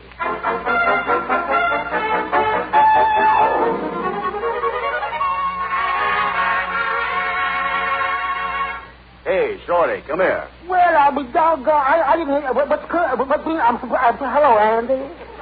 Hey, Shorty, I don't know what to do. I don't know what we're going to do without Amos and the Kingfish. We got to put on a show here. Yeah, well, if you want any acting done, Andy, you can count on me. Oh, I'm sorry, Shorty, because you ain't had no radio experience. Oh, what you talking about? I was on a radio program once. I was with Phil Spitali's all-girl orchestra. Wait a minute, Shorty, wait a minute. How could you ever get with an all-girl orchestra? I lied about my age. Well, listen, Shorty. The important thing we got to do is to find Amos and the Kingfisher likeness. Say, look here. Let's go in this studio here. Maybe we can find somebody to see him. Hey, wait a minute, Shorty. Wait a minute. There's something going on in here. Look at that big orchestra. Yeah, there's all reading books. Yeah, and all them books exactly alike, too. Let me see if I can see the name of it. So this is Peace by Bob Hope. Who's that fellow standing in front of him with that big whip in his hand? That's Bob Hope. Hey, wait a minute. They're putting down the books. They're going to play.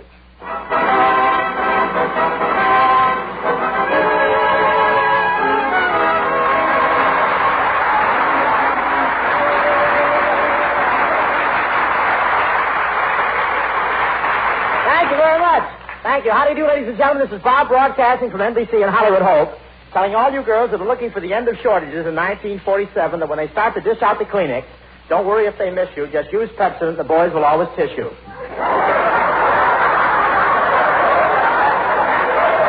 Yes, sir. We're laying them in baby talk tonight. Well, 1947 looks like a great year. Everybody's buying luxury things, and a lot of people are even wearing silk shorts. I know they are. I saw them coming home from Santa Anita today. Santa Anita, that's a vacuum cleaner with nags for bags. I went out to Santa Anita Saturday, and I spent the bitter part of the afternoon out there. And I wouldn't say it was crowded, but a pickpocket reached into my pocket, and after 2 hours, he offered me $10 to give him back his hand. They're better over here. And the pickpockets are bolder than ever this year. I had a winning ticket, and one of them said, hurry up and cash it. I got to get home in time for gangbusters. The track was really crowded and jammed. In fact, when they came down the home stretch, the horses had to keep tapping people on the shoulder and saying, pardon me, can I get through? Ray Milan has a fine 3-year-old out there, but he's having trouble with him ever since last weekend. Every time the horse gets near the rail, he stops, puts his foot on it, and says, make mine a double and see what the jockey will have.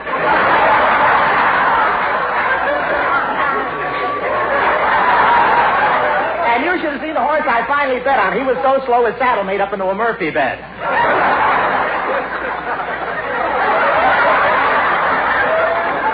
Everybody shouted they're off. Of course, my horse thought it was just a rumor.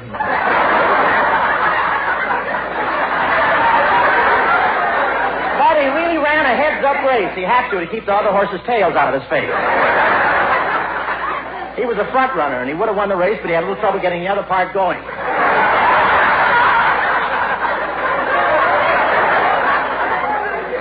He was so weak-looking, you could bet him to win, place, or live. What a horse. The jockey kept jabbing him with his spurs, and finally the horse turned around and said, stop that, you'll rip my girdle. They told me the horse was a mutter. Of course, I didn't expect it to stop on the far turn and have a colt, you know.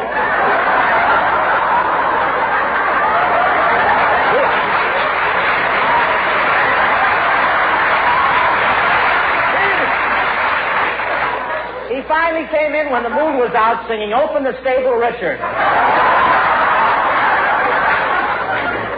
After Santa Anita, I went down to Palm Springs to recuperate. Palm Springs is really wonderful, isn't it? In 1 week, you get healthy enough to go back to work and poor enough to have to. And it's so risky, the snakes in that part of the desert don't have rattles. In the back, they have built-in recorders that play nothing but Castellanos. That's just for the locals. Thank you. You should have seen the hotel I stopped at. What a place. There was a sign in the room, don't turn off the electric fan. It's holding up the walls. And it's so hot down there, one lens fell out of my smoke glasses and my right eye got burned black. For a week, I walked around looking like an overgrown panda. Panda. You know, they have one white eye and one black eye. See, the lens fell out. It's all right. That's the last gag I'm buying from the Griffith Park Zoo. Okay.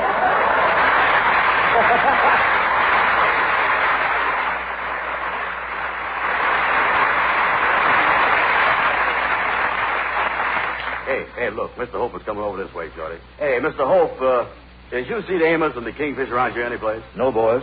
Well,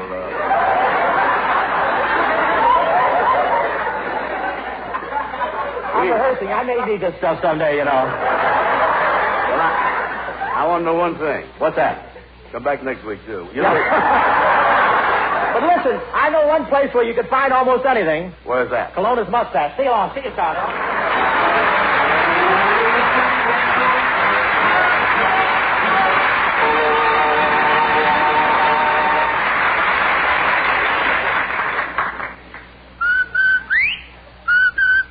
Rinso White and Rinso Bright. Yes, friends, Rinso gives really dazzling results. But say, don't take just my word for it. Ask a regular Rinso user. I think Rinso's swell. It's wonderful for clothes washing and for dishes, too. And those good Rinso suds really get my glass and china gleaming. Even my pots and pans shine.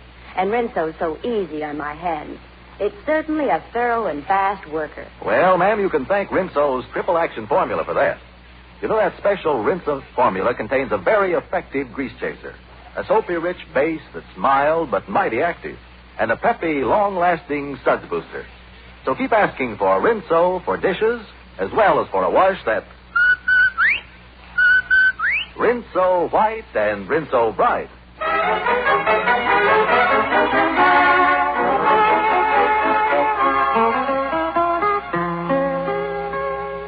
Sandy, look, there's a studio. Let's go and ask if they'll see Amos for the Kingfish. Okay. Hey, wait a minute. Look at that man coming out of that studio there that looks like Red Skelton. He's heading this way. Let's ask him.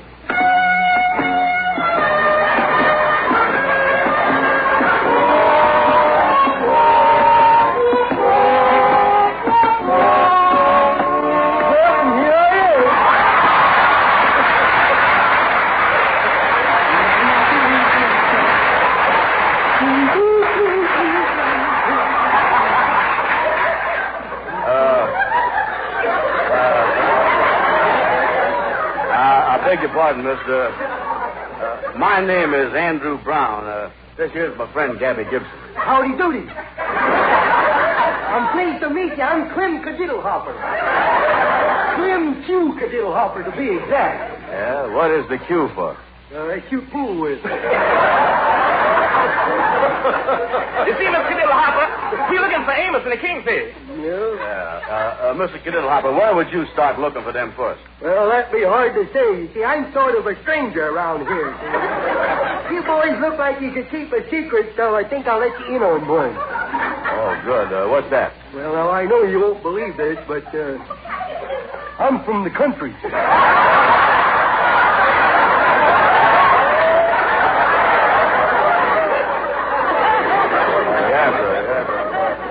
You know, I was afraid that your clothes is a dead giveaway, Mr. Cadiddlehopper. Yeah, them pants you was wearing are so big and baggy at the bottom that they covers your shoes. Who's wearing shoes?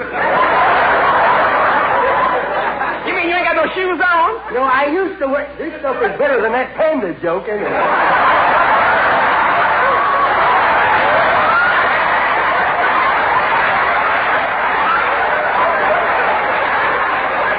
I used to wear shoes, though. I used to keep all the money I made right in my shoes and add 3 or 4 inches to my height. Yeah? Well, what made you give that up? Well, I didn't like the bad publicity it gave me. See, every time I was under 6 feet tall, people knew I was broke. Yeah, well, this has been very interesting, Mr. Cadiddlehopper. It has? Yeah. Well, if I'd have known that, I would have listened to what I was saying.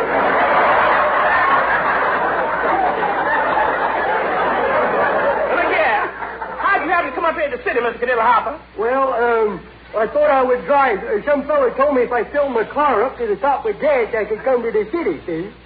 So I'll never make that trip again, no, I'll tell you. I've never been so hot in all my born days. Yes? Well, why didn't you open the car windows? What, and let all the gas spill out?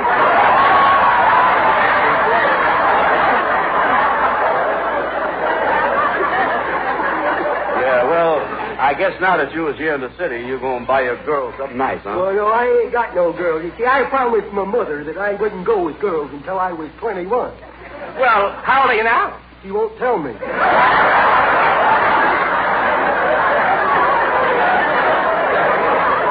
Excuse me a minute, Mr. Cadiddlehopper. I want to speak with Andy here. What you want, Gary? Listen, Andy, if we're going to find Amos and the Kingfish, we better shake this guy. He don't sound very smart. Oh, I heard that. And I am so smart. Well, I won't be impolite, but you really ain't very smart. Oh, yes, I am. Oh, no, you're not. Well, I am. No, you're not. Well, now, I say that I am. All right, then, so you're smart. Oh, no, I'm not.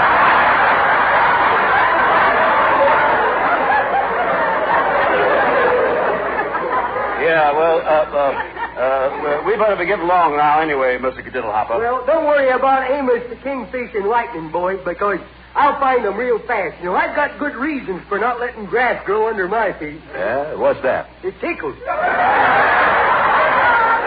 Another Griffith Park joke. So long, boy.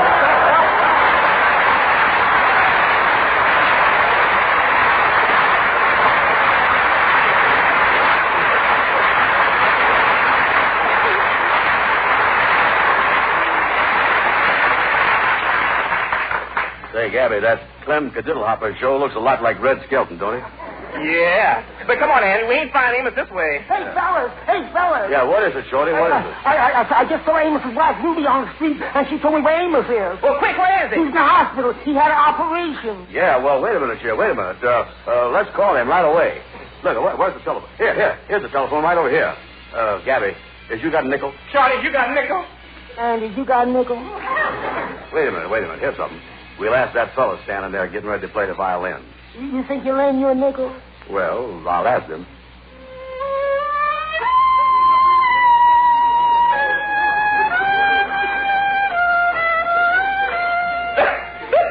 You'll never get a nickel out of that fellow. I got a nickel, Andy. I found it in the slot. Oh, good. Tell me this. You know what hospital he's at? Yeah, I'll get him on the phone. Okay, all right, go ahead. You get him there. Call me. I sure hope we get him. And I sure hope that Amos is well enough to answer the phone, too. He's probably got a phone right down in his room there. Andy, I got Amos on the phone here. Yeah, well, give me that. Hello, Amos. Hello, Andy. Well, how you feel, son? Oh, I come along pretty good, Andy. And I hope to be back with you fellas next Tuesday. I've been listening to the show here on the radio. Sure was nice of Fibber, McGee, and Molly and Bob Hope and Red Skelton to offer to help us out like that. Oh, yeah, they was something, wasn't they? They is really great people. Yeah, they was all sweet, all right. Please tell them thanks for me, will you? I sure will. Everybody been so nice. My room is full of flowers. Oh, I really got a lot of flowers here, Andy. Oh, well, that's great. Yeah, I'm glad to hear that. Say, by the way, Amos, we can't find the Kingfish or Lightning neither. You know where they is? Well, funny thing about this thing here, Andy, it always was and always will be that every time I get sick, that Kingfish and Lightning always get sick with me. Yes, sir. That is right, ain't it? Say, let me speak to him, will you? Yeah. Hello, Miss Andy. I hope Amos hurry up and gets out of here so I can whiz away from this hospital. Yeah, well, I hope so, too, Lightning. Put on the Kingfish there, will you? Yeah. Well, hello there, Brother Andy. How is you? Okay, Kingfish. How's everything up there at the hospital? Oh, just fine. By the way, is you coming up here to see Amos? Oh, yeah. I'm going to come up there right away. Well, tell you what. Meet me outside Amos's door. I've gone into the flower business, and I can let you have some slightly used flowers at half price.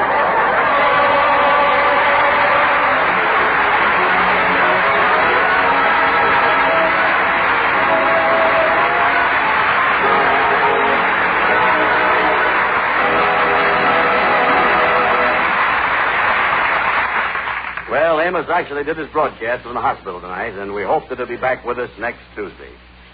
And you know, friends, I've been thinking, even in prosperous times, it seems to me it's important to take care of what we got the best we can.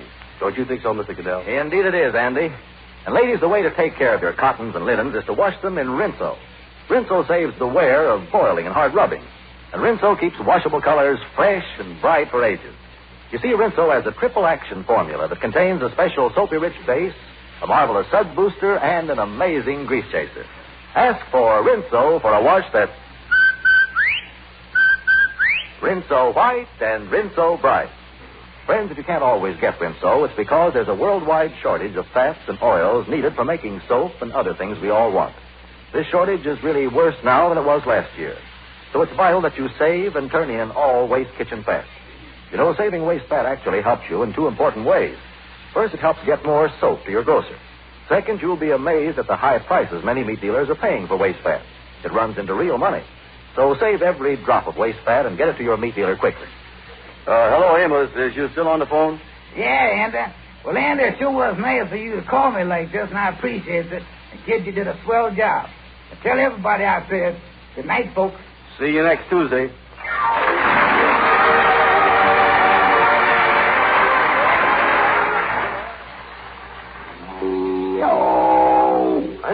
realized that was why Jane turned me down until I happened to overhear that whisper. No girl wants a man with B.O. The way to stop those whispers is to take a daily bath with Lifebuoy. Lifebuoy is the only soap especially made to stop B.O. What's more, scientific tests prove that a daily bath with Lifebuoy helps build up increasingly better protection against B.O. Play safe. Bathe with Lifebuoy. You don't want people to whisper. B.O. Get Lifebuoy. Be sure to be with us next Tuesday at the same time when Lever Brothers Company, the makers of Rinso, will again present the Amos and Andy Show. This is NBC, the National Broadcasting Company.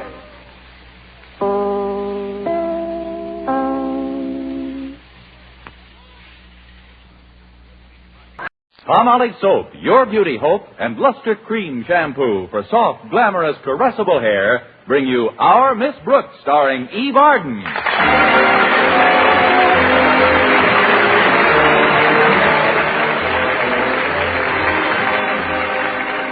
To most school teachers, early rising becomes a habit. But not to our Miss Brooks, who teaches English at Madison High Summer School. No, I've always been cautious about anything that's habit-forming, especially getting up before 7 a.m.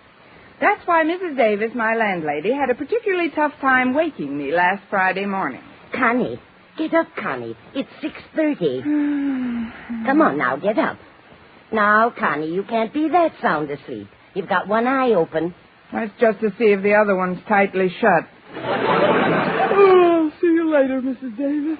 You'll see me right now. Come on, Connie. You'll feel better after a nice breakfast. Now hurry and get dressed. I've got a surprise for you. Not one of your brand new recipes, Mrs. Davis.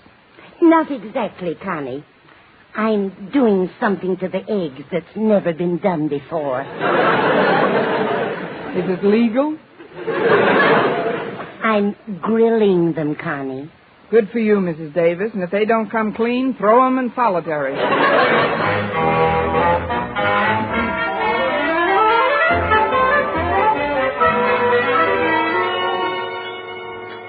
Well, how do you like the eggs that way, Connie? They're surprisingly edible, Mrs. Davis.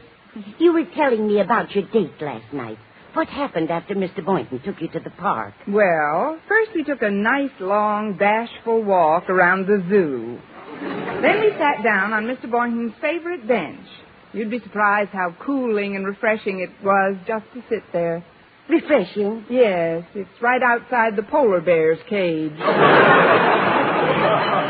it was a beautiful night. Mr. Boynton looked up at the full moon, then he sighed, his lips parted. And then? He sneezed.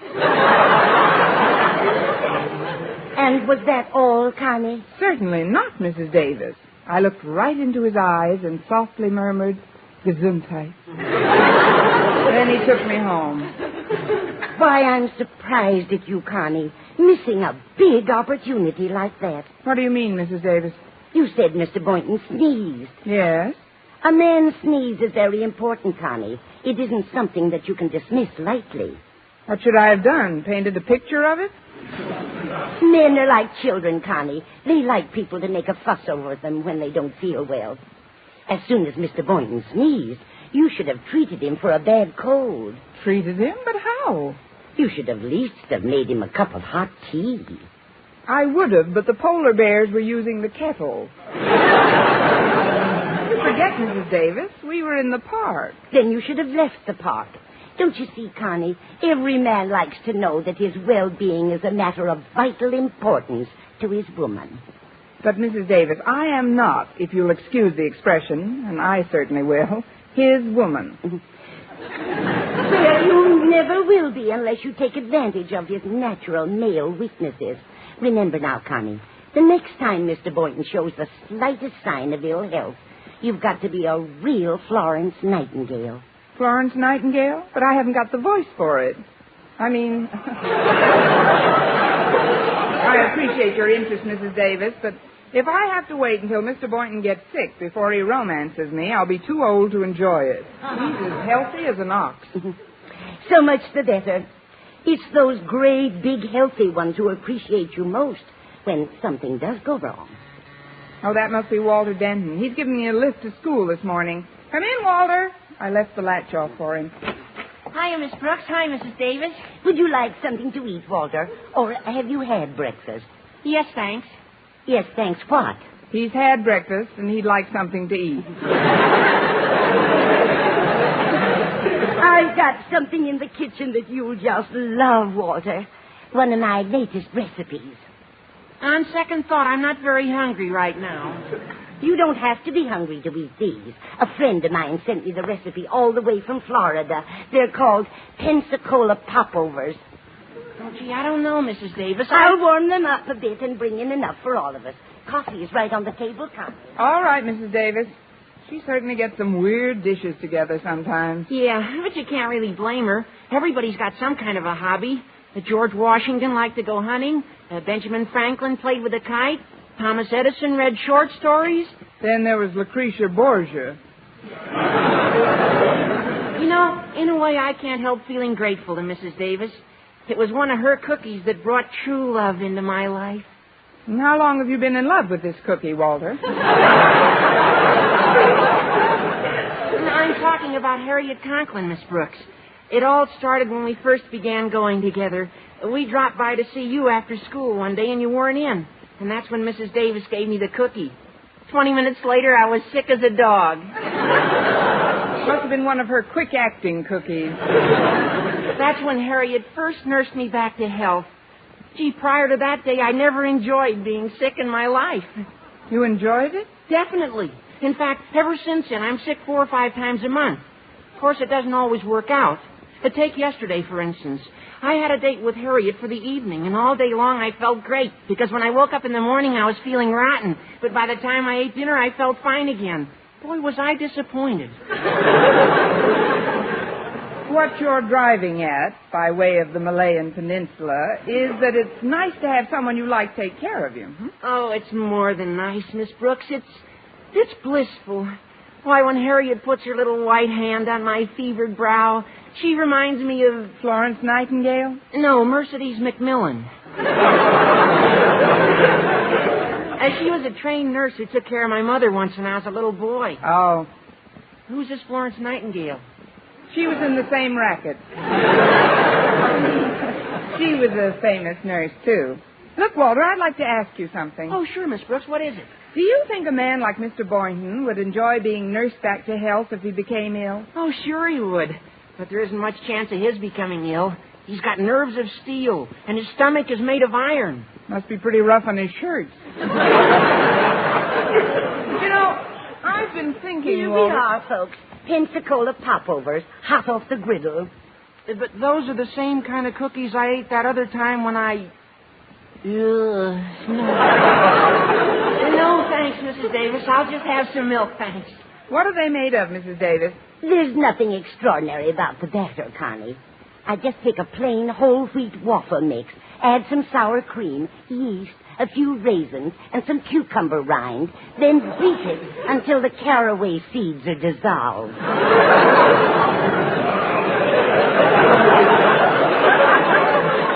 That's the least you can do for them. Mrs. Davis, would you put some of those in a couple of bags for me? I'd like to take them to school. To school, Connie? Yes.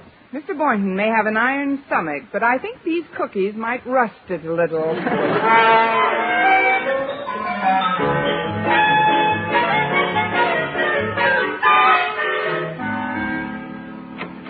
Good morning, Mr. Boynton. May I come in? Of course, Miss Brooks. Here, let me help you with those packages. Oh, just set them on this table here.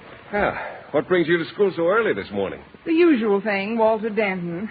Actually, I had to stop at the grocer's. I brought a few things along for you, too. Thought you might want a bite before we have lunch. Oh, I can't have lunch with you today. I've been invited to the biology club banquet. It's a stag, I'm afraid. Well, don't be afraid. It might be fun.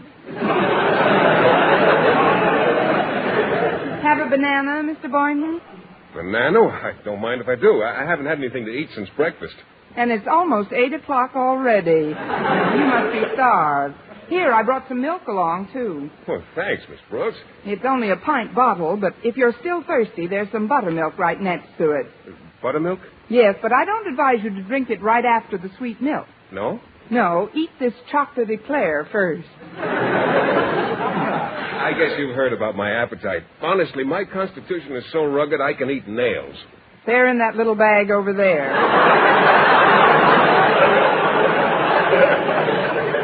That is, why don't you try some of these nice green plums? Don't mind if I do.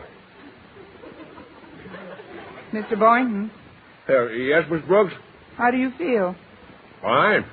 No spots in front of your eyes or anything? Certainly not. I've never been sick a day in my life. I know, but everybody gets a little dizzy or something once in a while. Aren't you a little dizzy? What is all this, Miss Brooks? Why this sudden solicitude concerning my health? Oh, it's nothing, really. Must be my nursing background. I studied to be a trained nurse, you know. No, I didn't know that. What made you take up teaching instead? Just money mad, I guess.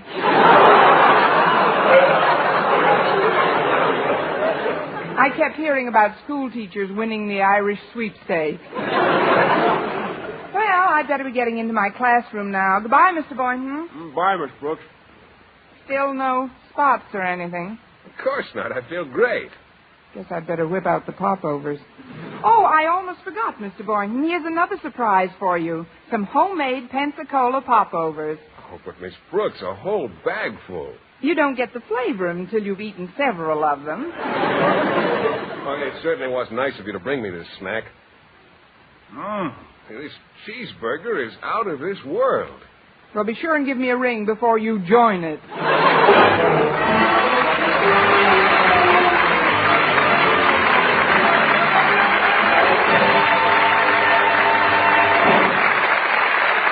Our Miss Brooks, starring Eve Arden, will continue in just a moment. But first, here is Vern Smith. For bare skin beauty, it's bath-size Palmolive with its famous beauty lather. Yes, bath-size Palmolive for loveliness all over. There's something thrillingly new in this wonderful beauty lather of bath-size Palmolive soap. New fragrance, new charm, new allure. See if Palmolive in your daily tub or shower doesn't leave your shoulders, arms, and back, yes, all of you, softer and smoother, completely lovelier all over. You'll thrill to the tender whisper of perfume it leaves on your skin, a whisper that says, "Come hither to romance." And this new bath-size Palmolive is so big, so thrifty, economical to use because it lasts so long and gives so much soft, lovely lather so fast. That soft, lovely lather with its alluring new fragrance is Palmolive soaps alone. Palmolive's famous beauty lather. Yes, a new fragrance, new charm, new allure that can make every woman a vision of delight in the new revealing fashion that shows so much more of you. So remember, for bare skin beauty, it's bath-size Palmolive with its famous beauty lather. Yes, bath-size Palmolive for loveliness all over. Get bath-size Palmolive soap tomorrow. Menfolk love it, too.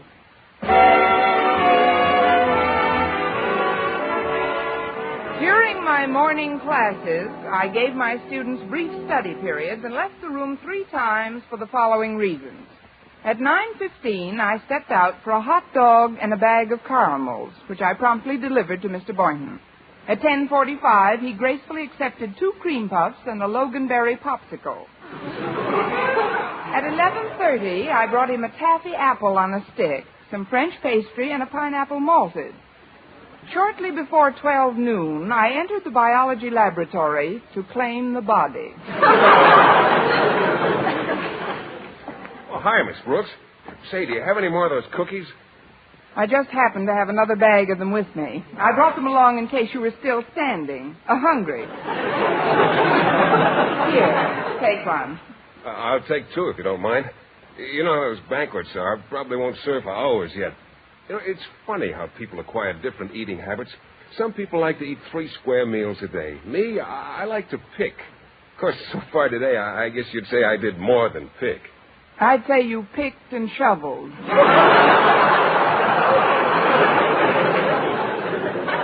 Well, the trouble with most people is their eyes are bigger than their stomachs. Why, any insurance company will tell you how dangerous it is to become overweight.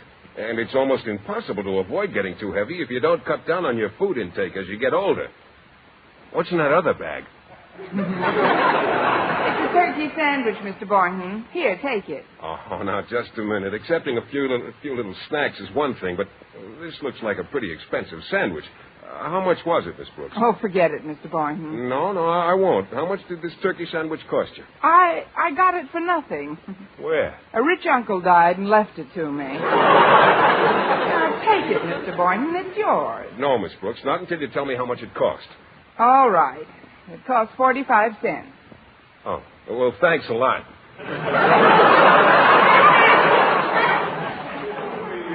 But I'd like to see you. Oh, I didn't know you were here, Miss Brooks. Hello, Mr. Conklin. How are you, sir? I was just saying goodbye to Mr. Boynton. He's going to a banquet in a little while. Oh.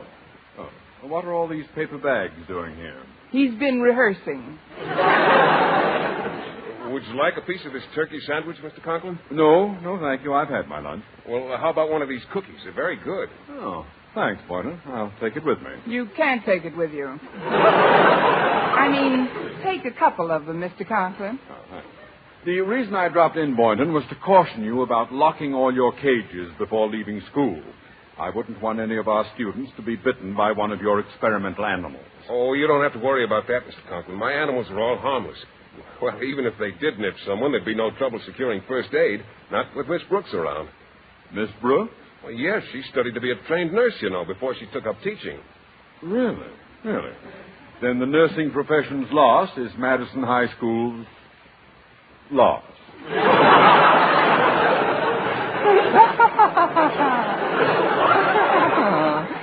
If you ever get a splinter in your finger, Mr. Conklin, be sure to call me. I'll be glad to hack it out.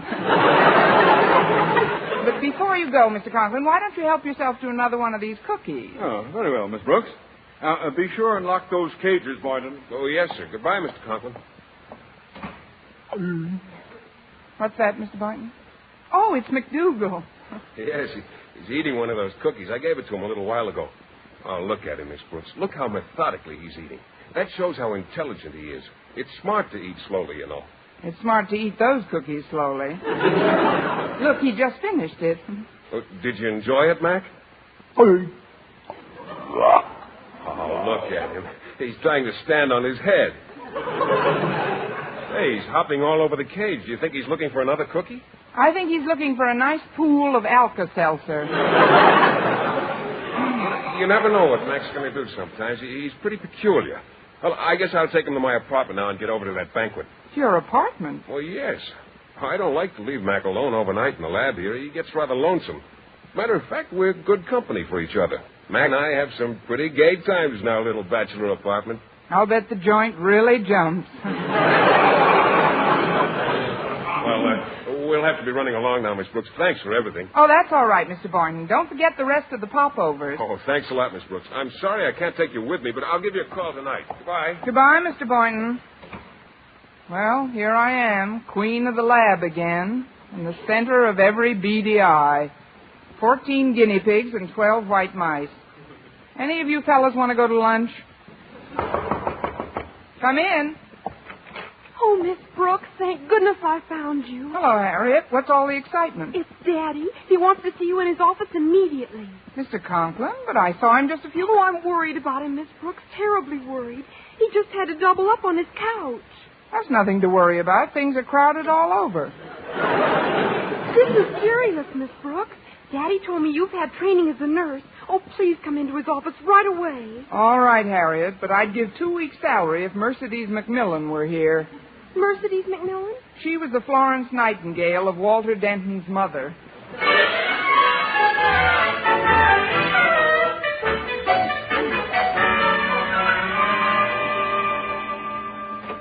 Gee, I'm glad you got here, Miss Brooks. How's Mr. Conklin feeling, Walter? Oh, I don't have to... Does that answer your question? Here's Miss Brooks, Mr. Conklin.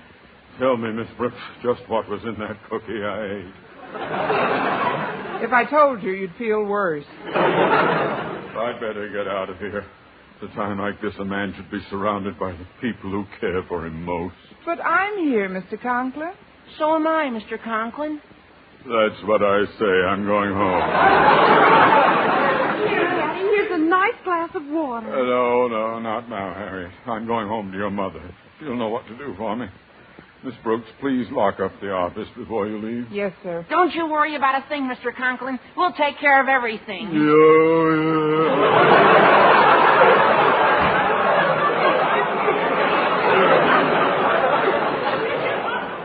Gee, I hope there's nothing seriously wrong with Daddy. Oh, I'm sure there isn't, Harriet. It's just... I'll get it. Hello, principal's office. Gives me a feeling of power. Miss Brooks speaking. Oh, hello, Miss Brooks. This is Mr. Boynton. Could you get over to my place right away? Your place? Yes, I wouldn't ask this of you if it weren't a question of illness. Illness? I'll be right over. Place? Who was that? It was Mr. Boynton. He sounded very upset. Now's your chance, Miss Brooks. It's up to you to nurse him back to health. Walter, what are you talking about? Oh, don't you see? Miss Brooks can take care of Mr. Boynton just like you take care of me when I'm sick.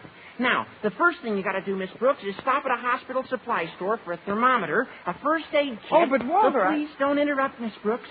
You've got to do this thing right. If I were you, I'd even get a complete nurse's outfit.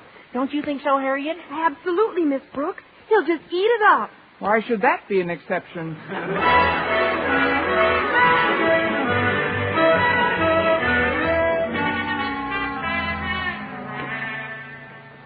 There you are, Mac. Just rest on this pillow a while.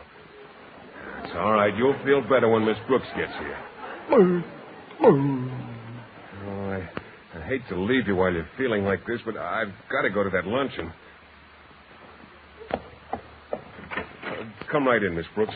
Oh, thank heaven I'm not too late. It is quite serious, I'm afraid, but... Miss Brooks, you've got on a nurse's uniform. No talking, Mr. Boynton. You mustn't exert yourself. Now, take this thermometer. Just breathe normally. Thermometer? But, no, just a minute, Miss Brooks. Keep it in your mouth, please. Well, what do I want with a thermometer? Your pulse is very rapid. Ought to be checked regularly for long periods. Why, I might have to sit here holding your hand like this for months.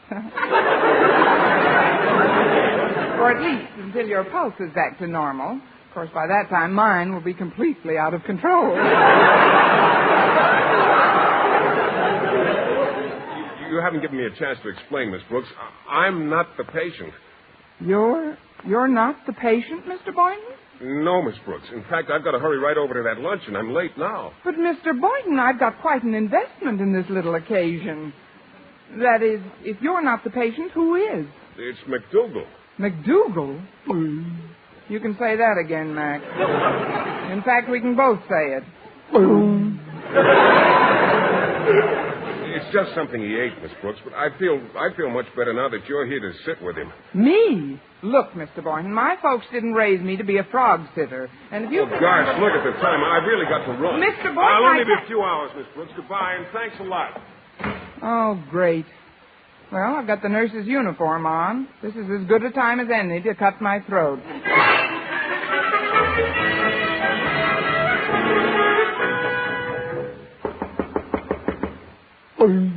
Don't get up, Mac. I'll answer it. Oh,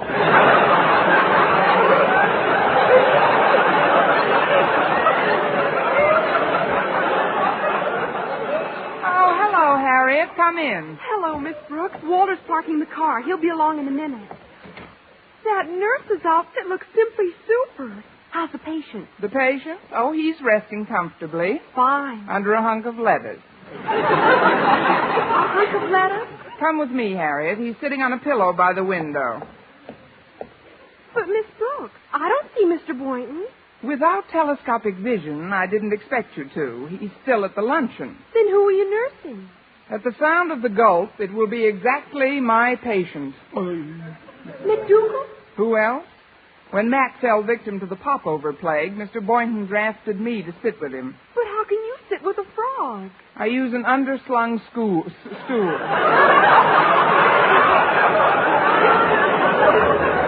I said. Oh, excuse me, Harriet. Oh, it's you, Walter. How's everything working out, Miss Brooks? Are you making a big fuss over him? Big enough. I've rearranged his pillow for him 3 times. Well, then tell me, Miss Brooks, when you bent down to fix his pillow, did he put his arms around you? He certainly did, all 4 of them. You what? Just follow me, Walter. Harriet's over there by the window. Good, I've got a date to get sick with her later on. Hi, Harriet. Hello, Walter. Isn't it terrible? Mr. Boynton isn't sick at all. It's McDougal. McDougal? Yes, he's fallen asleep now, and I'd appreciate it if you don't wake him up. I've had my hands full with him for an hour. Why, he's hot. You make the explanations, Harriet. I'll answer the door, huh? Hello, Miss Brooks. Mr. Conklin, come in. How do you feel? I forgot about my own indisposition as soon as I heard of Mr. Boynton's illness. When I think of how hard it is to get a good summer school teacher, my heart goes out to the poor fellow. How typical of you, Mr. Conklin. May I, for just a moment, go in and pay my respects to the patient? Well, right now, he's unconscious. Unconscious, Miss Brooks? Yes, but I'm sure he'll be croaking any minute.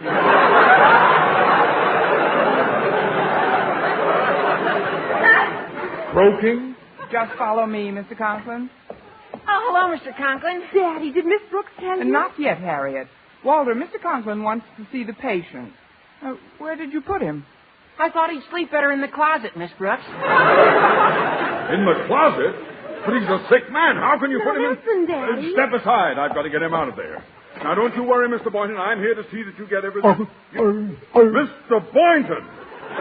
Miss Brooks, what's the meaning of this? This man is a fraud!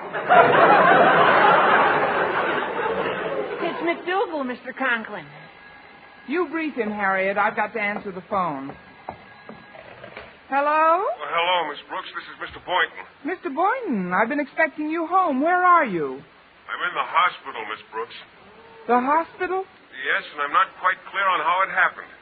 There I was at the luncheon when suddenly, without any apparent reason, my eyes closed and I slid off my chair to the floor. Well, what do you know? A delayed popover. Let me ask you the silliest question of the month. Did you eat anything?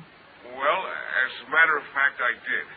After I had the regular lunch, Miss Brooks, the fellow next to me remarked that he wasn't hungry, so I sort of helped him out with his lunch, just to be sociable. When I woke up, I was in the hospital. I suppose you already have a nurse taking care of you. Yes, there are several nurses here, but, well, something's lacking. They're strangers, Miss Brooks, and at a time like this, a man should have around him only those he's genuinely fond of. That's why I was wondering if you'd do me a favor. A favor? What is it? Would you send McDougal right over here?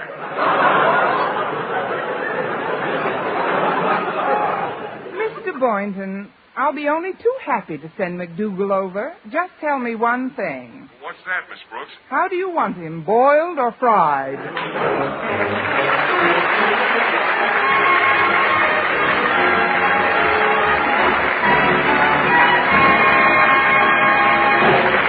Eve Arden as our Miss Brooks returns in just a moment, but first... Dream girl, beautiful luster cream girl. Tonight, yes, tonight, show him how much lovelier your hair can look after a Luster Cream shampoo. Luster Cream, world's finest shampoo. No other shampoo in the world gives you K-Duma's magic blend of secret ingredients plus gentle lanolin. Not a soap, not a liquid, Luster Cream shampoo leaves hair 3 ways lovelier, fragrantly clean, free of loose dandruff, glistening with sheen, soft, manageable. Even in hardest water, Luster Cream lathers instantly. No special rinse needed after a Luster Cream shampoo. So gentle, Luster Cream is wonderful even for children's hair. Tonight, yes, tonight, try Luster Cream shampoo. Dream girl, beautiful luster cream girl. You owe your crowning glory to a luster cream shampoo. And now, once again, here is our Miss Brooks. Well, after a few hours in the hospital, Mr. Boynton returned home. Immediately following a very touching reunion with McDougal, he turned to me. I can't tell you how grateful I am for all you've done, Miss Brooks. Well, try.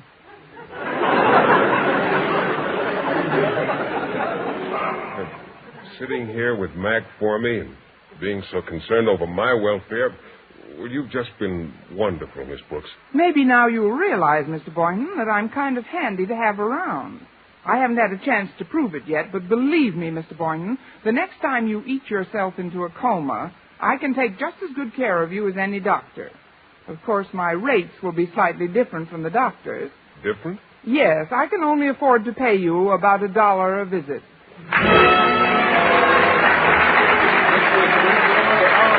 Show brought to you by Palmolive Soap, Your Beauty Hope, and Buster Cream Shampoo for soft, glamorous, caressable hair. Our Miss Brooks, starring Eve Arden, is produced by Larry Burns, written and directed by Al Lewis, with music by Wilbur Hatch.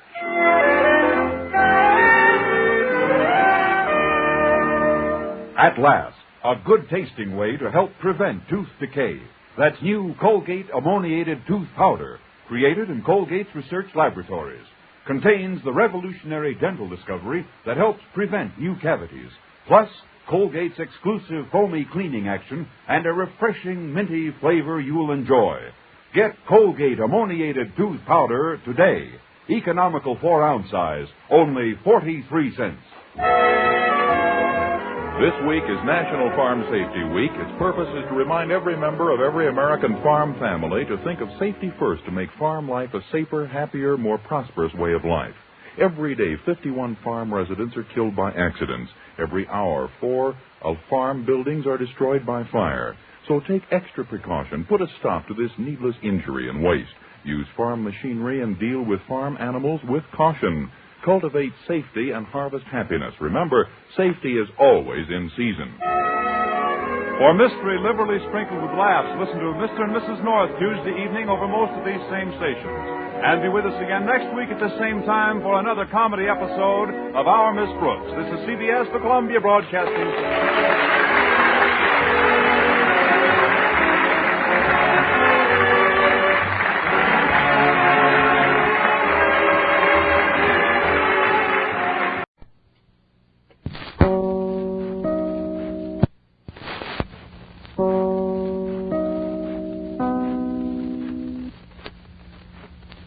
WEAF, New York, 8:30 p.m., BULOVA, Bulliver Watch Time. Bulliver, gift of a lifetime.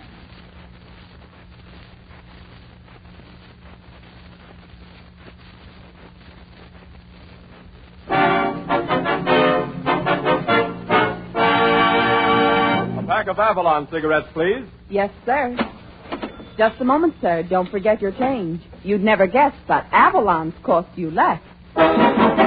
So why not always travel on with Avalon?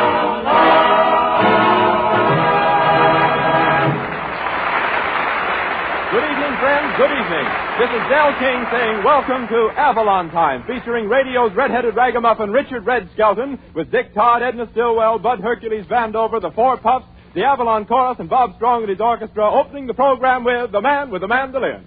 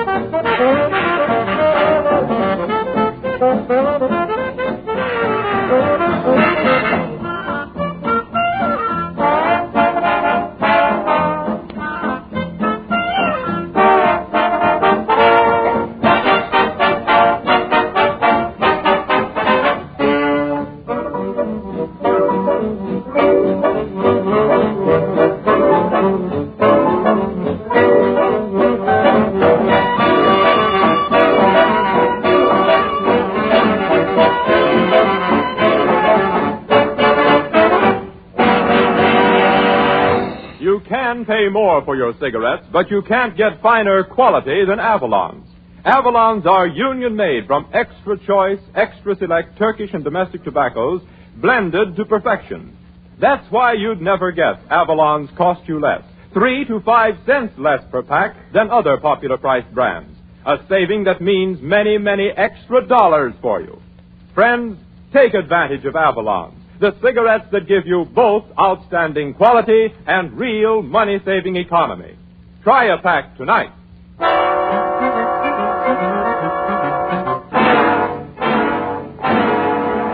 And now, friends, we bring you that great party man, not the present head of the Democratic Party, not the nominal head of the Republican Party, but the pumpkin head of the Halloween Party, Red Skelton.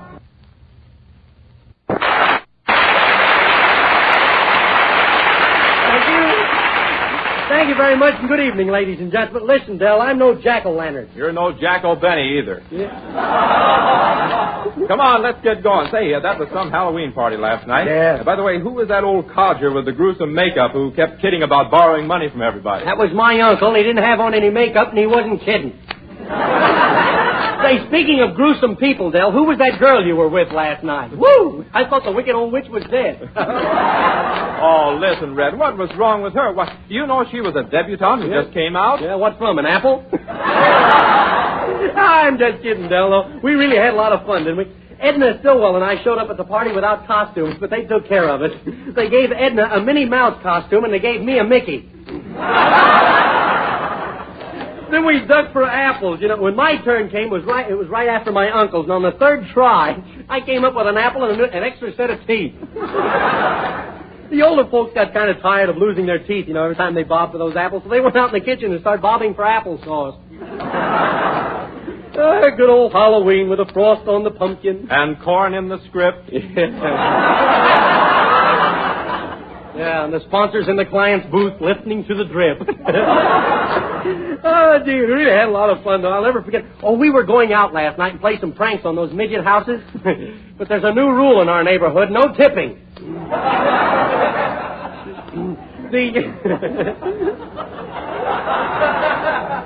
Oh, but you know, I think they carry this scaring business too far. Why, this evening, when I stepped into the studio, everybody yelled boo.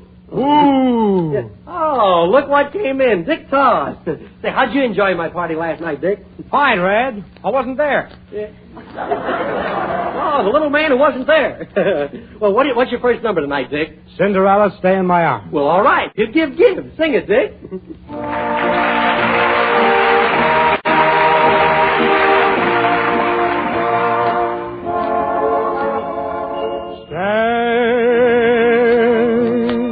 In my arms, Cinderella, while the clock is striking, I'll hold you. At the stroke of 12, don't run away. Oh, can't you hear my heart? It begs you to stay in my arms, Cinderella. Maybe I'm that fellow, Prince Charming. Since I met you, I've had one desire, your wedding shoes placed next to mine. Midnight of midnight, and so divine, Cinderella, stay in my arms.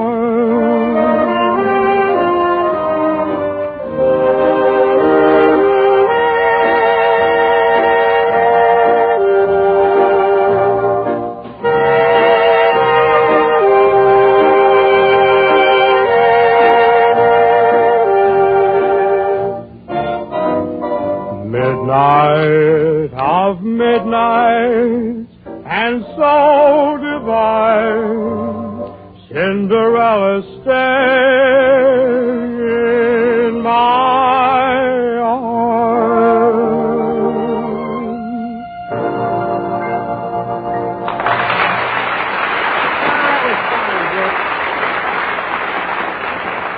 That was Dick. That was Dick Girl Stealer Todd singing Cinderella Stay in My Arms. Now, wait a minute, Skelton. What do you mean, girl stealer? Well, you took Edna Stillwell to dinner last night, didn't you? Well, what's wrong with that? What's wrong with it? You paid her check.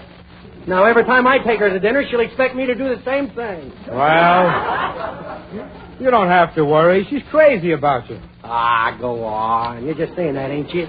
No, I'm reading it. Yes. Well, I'm crazy about her. You know, I'd do anything she told me to. I'd even drink a cup of tea with rat poison in it if she told me to. What'll you have, cream or lemon? Little cream. Oh, how are you, Edna? Say, speaking of rat poison, where's that brother of yours? He's supposed to be here. What a publicity man he turned out to be. That's a nice way to talk about, brother. And after him booking you into that club. You mean after him clubbing me into that booking? Boy, what a joint. A nightclub. Well, what's wrong with a nightclub, Red? Nothing, Del, but it's a little embarrassing going to work through a manhole. Through a manhole? Yeah, you bend down, you knock 3 times. If a rat answers, that's the place. Yeah? Well, don't let brother know you aren't grateful for what he's doing, or it'll break his heart and your neck. Yeah. He wouldn't dare. Howdy, miss. Hiya, Stooge. Stooge? Listen, what's the idea of booking me into that alleged nightclub? Why, what's the matter? Don't you want to get someplace in the world? Ain't you got no ambition? You want to spend the rest of your life being a he-cigarette girl? Listen, brother dear, I'm a high-class entertainer. I'm a comedian of the first water. What are you laughing at? For the first time in my life, I know what jerkwater means. Listen, Skelton, I stepped in here to tell you about my latest publicity stunt. Oh, it ought to be good. Now, Monday at the club, we're going to have 10 rounds of boxing, see? Yeah. Now, that's where you come in. You're going to offer to fight anybody in the place. Oh, that's what... Who, me? Oh, no, brother, not in that joint. I'm not challenging anybody. Why, the other night I sneezed and somebody started to say Gesundheit. And somebody shot him between the Gesund and the height. Besides, I don't know much about fighting. What I do know, I'm going to keep to myself. Well, I got that all fixed, see? Yeah. There's an athletic trainer coming over who'll teach you to fight in 10 easy lessons or 1 hard one. Yeah. Well, I ain't going to do it. Oh, now, look, Scap, No, I wouldn't no, stare. no. You're wrong. You're my bread and butter. Yeah, but you're trying to get me killed for a little meat and potatoes. Well, you'll be there. Okay, what have I got to lose besides a few teeth? And now, folks, being an old donut dunker myself, I'm anxious to find out what the 4 pugs have to say about donut dunking. Okay, get going, you old dunkard.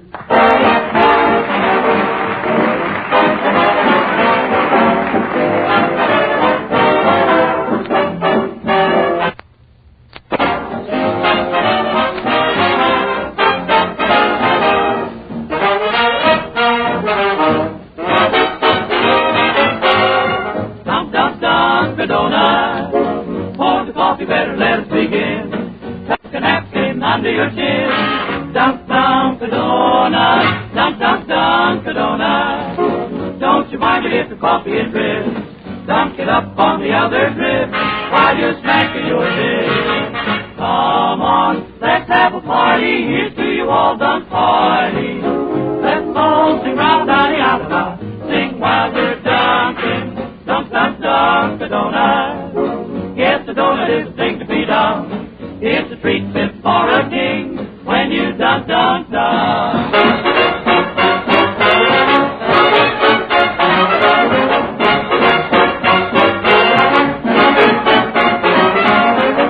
Dunk, dunk, dunk, a donut. Yes, a donut is a thing to be done.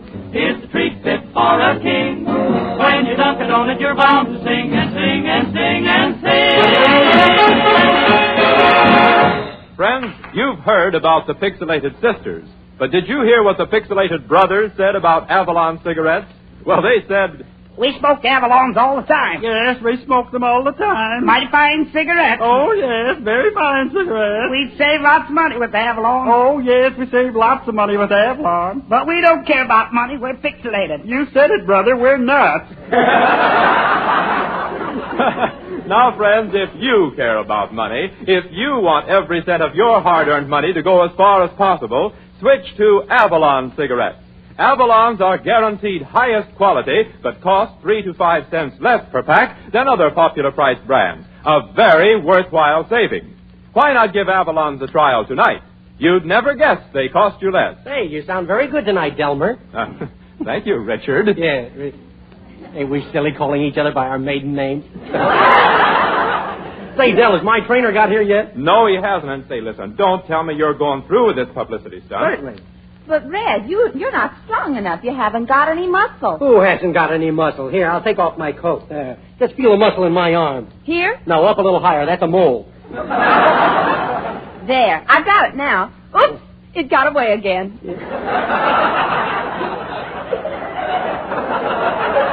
Well, nobody's going to talk me out of this fight except me. Besides, I've already hired the trainer. Should be here any minute. How do I know? Maybe I guess probably him now. Boy, he must be tough. He cracked the door. Yeah. He must be a regular killer. Yeah, come in. Gee, I'm glad you got here. Well, are you the physical trainer? Well, I ain't the physical wreck of the Hesper. Hercules, the fight trainer. Oh, my goodness, just Mr. Skelton. And you know, when my fighters go in the ring, they just simply ooze with pep, vim, and rigor. Smartest. Why, didn't you ever hear of my slogan, Mr. Skelton? You have a slogan, Herky? Oh, yes, indeedy. He who fights and runs away has learned to fight the Herky way. But, Herky, you don't have the physique of a fighter. Oh, haven't I? Why, Mr. Skelton, you just take a look at me. Here, look at my tummy. Just notice those big rolls of muscle. Yeah, those rolls look a little doughy. Say, look, do you really think you could train me to fight, Herky? Why, listen. Why, I'll teach you to biff 'em, bot 'em, bust 'em, and bury 'em. Well, I think I've changed my mind about the lesson, Herky. We got to do our playlet now. Mr. Skelton, you pay attention to me. Now, inhale. Inhale. Oh. Let me see you inhale. Look, Herky, it's getting late. I got to act. Would you like to see me act? No, I'd rather see you inhale first.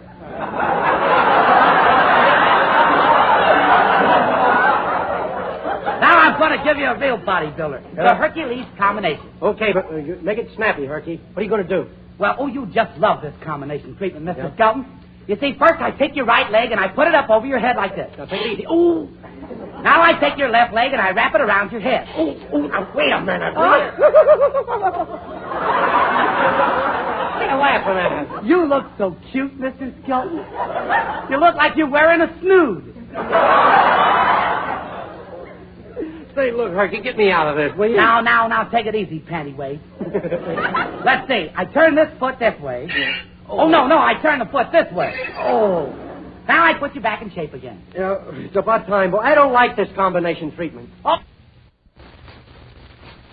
Oh, for goodness sake. My goodness, I can't get you undone. What's the matter? I forgot the combination. Well, I guess this'll teach me not to twist torsos.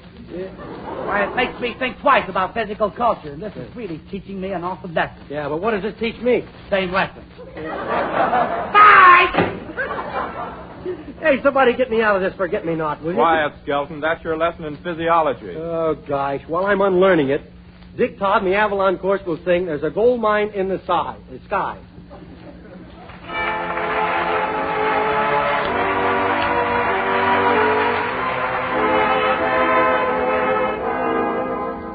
There's a gold mine in the sky, far away. Far away. We will find it, you and I, some sweet day. Some sweet day. There'll be clover just for you down the line. Down the line. Where the skies are always blue, pal of mine. Take your time, old mule, I know you're growing late. But you pasture in the stars when we strike that clay. And we'll set up there and watch the world roll by. When we find that long-lost gold mine in the sky, far away, far away, we will find that long-lost gold mine some sweet day.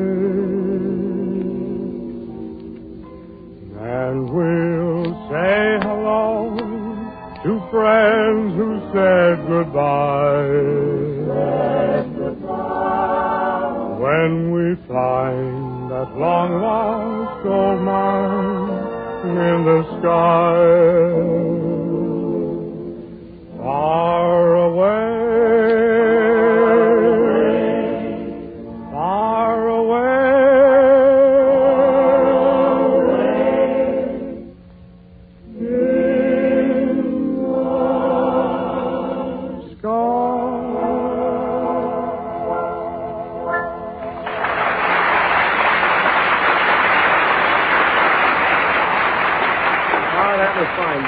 And now again we present our Slice of Life, a short sketch about things that really happened. And tonight's playlet is about a lady barber. You set the scene, Bill. Okay, Red. The time, 8 o'clock in the morning. The place, a small hotel somewhere in your hometown. Edna Stillwell cuts herself a small slice of acting in this playlet, and Red Skelton is in there butchering, too. So on to the hotel. Front, boy. Listen. Hello, Broken Arms Hotel. Yes, this is the room clerk. What? You did? What's the matter, Pop? The Admiral up in room 302 found the city of Flint. Yeah? Where'd he find it? On the map of Michigan. Yeah. Say, Bud, ain't you the fellow who's down here to give Mr. Drinking a transfusion? That's right. Transfusions are my specialty. Here's my card. When you want a transfusion, don't just ask for corpuscles. Ask for Skelton's corpuscles. They're good to the last drip. What are they, Cincinnati Reds or St. Louis Blues? No, they're zombie white. Gee, don't it make you weak giving transfusions? No, don't bother me a bit. Besides, I like it down here on the floor. Say, by the way, is there a barber shop in this wildlife refuge? Yeah, right through that door is Edna's Choppy Shoppy. Oh. Yeah, she's a good barber. Oh, of course, she's a good barber. Edna and her mother run it. They do? Why, for 2 bits, she'll make you look like a new man. So what can you lose? Yeah. When I grow up, I'm going to resent that. But look, tell me more about this lady barber. Does she put a bowl over your head? Yeah. But in your case, you'll probably just use a coffee cup. Yeah. Well, I'll be in the barber shop if the hospital calls about that transfusion. I'll take the call in there. Okay. Come right in. You're next, little man. Yeah. Say, you're new around here, aren't you? Yeah, I'm in town to give a transfusion. Well, it's good to see a strange face. Yeah. Hey, you know, you're pretty. Surprised? Yeah, when the room clerk told me that the barber was a lady, I expected to find somebody that looked like she'd made up the beds that Washington slept in. Say, I'll bet you do a big business in this barber shop. You're my third customer. Today? No, just my third customer. Yeah. Well, what'll it be, Bud? Shave or a haircut? Well, I know I'm going to hate myself for this, but I'll have a shave. Once over, politely. Say, do you have an ashtray around here? Oh, sure. Mother? Yes, Edna? Will you bring an ashtray? Oh, a customer. Yeah. Here's the ashtray. Thanks a lot, madam. Gee, it's a funny-looking thing. This ashtray looks like a nickel-plated ear. It is. Yeah. Edna got that from her second customer. Yeah? What happened to the first customer? We never speak of him anymore. Well, I don't suppose he does much popping off himself. Say, tell me, what happened? Well, I was shaving him, and the radio was on, and just when I got to his throat, the voice of experience answered my letter. Do you want soap on your face? Yeah. Say, what are you going to do, shave the whiskers or just rub them off with your knuckles? Well, if that's the way you feel, I'll use a razor. Yeah. Do you mind if I use Mandy's laundry soap? I'm saving the wrappers. Oh, no, go right ahead. So, by the way, how's your physical condition? Oh, fine. Oh, that's good. Well, Edna, just use a local anesthetic. Yeah. Hey, wait, I just remembered something. I gotta go mail a letter or something. Oh, no, you don't. You need a shave, and I need the experience. Yeah. Right after you shave me, you're gonna need bail money. Here, hold your head back, and I'll lather your face.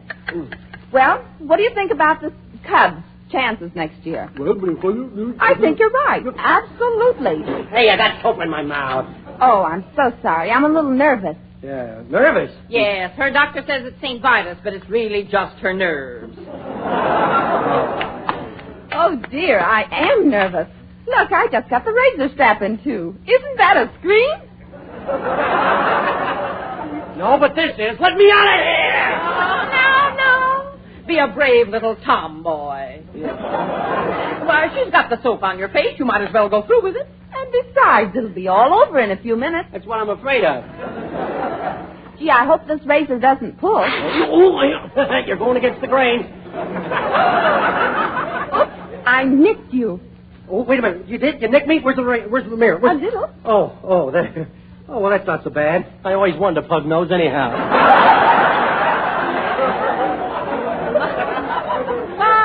My, but you have pretty dimples. Pretty dimples? Funny, I didn't have them when I came in here. Here, puff up your jaws. Yeah. I want to get at the corners of your mouth. Okay. What's that funny noise? Oh, it's nothing at all. I just sprang a leak in my left cheek. Well, don't worry about it. We do vulcanizing free. Oh, that's fine. What? See, almost saved with a bell. I think that calls for me, I hope. I'll answer it, Mother. Hello? Mr. Skelton? Oh, yes, he's here. What? Oh, this is Edna, the lady barber. Yes, I just gave him a shave. If that calls for Skelton, listen, I'm supposed to go over to a hospital and give a guy a transfusion so he won't die. Yeah, that's what they just said. Yeah. But there's been a change of plans. You mean I'm not going over to the hospital and give the guy a transfusion? No, he's coming over here to give you one. I need it.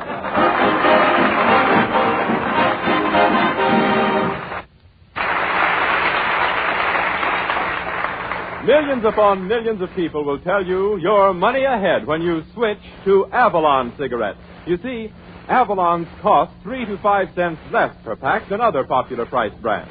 Yes, 3 to 5 cents less. And bear this in mind. It's not just the saving on one pack, but it's the repeated and consistent saving on every pack you smoke that totals to many, many extra dollars every year. But without knowing, you'd never guess Avalons cost you less. They're guaranteed unsurpassed in quality. Friends, you have everything to gain. Give Avalon's a trial tonight.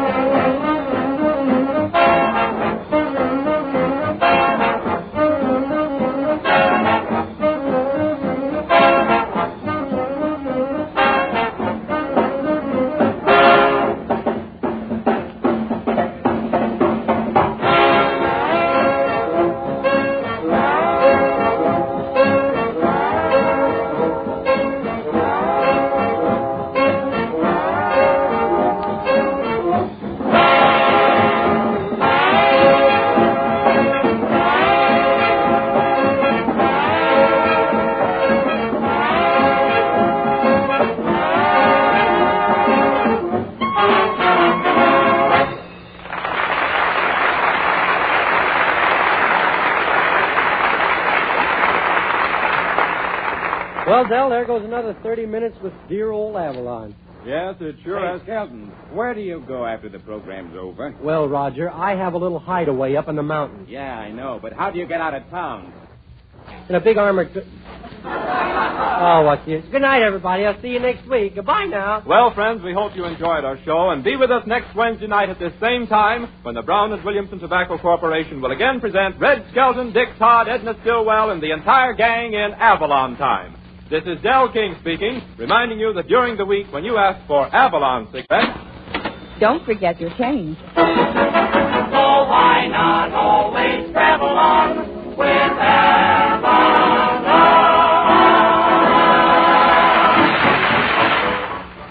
Yes, you'd never guess, but Avalon's cost only 10 cents plus city or state tax.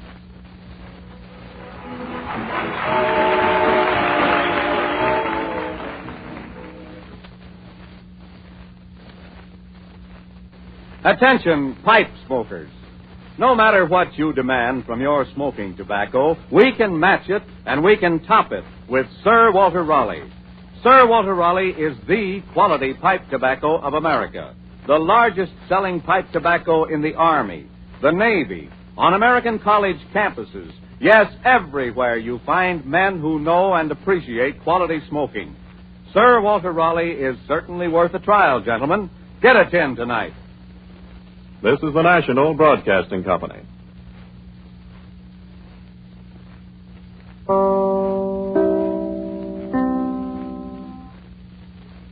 WEAF, New York. It's new. It's amazing. It's Prell. P-R-E-L-L, Prell shampoo. Yes, Procter & Gamble's new Radiant Cream Shampoo in the handy tube.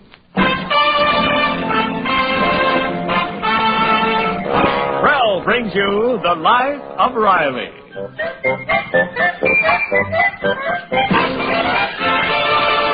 Prell, the shampoo that removes unsightly dandruff in as little as 3 minutes, leaves hair more radiantly clean, radiantly lovely, presents The Life of Riley with William Bendix as Riley.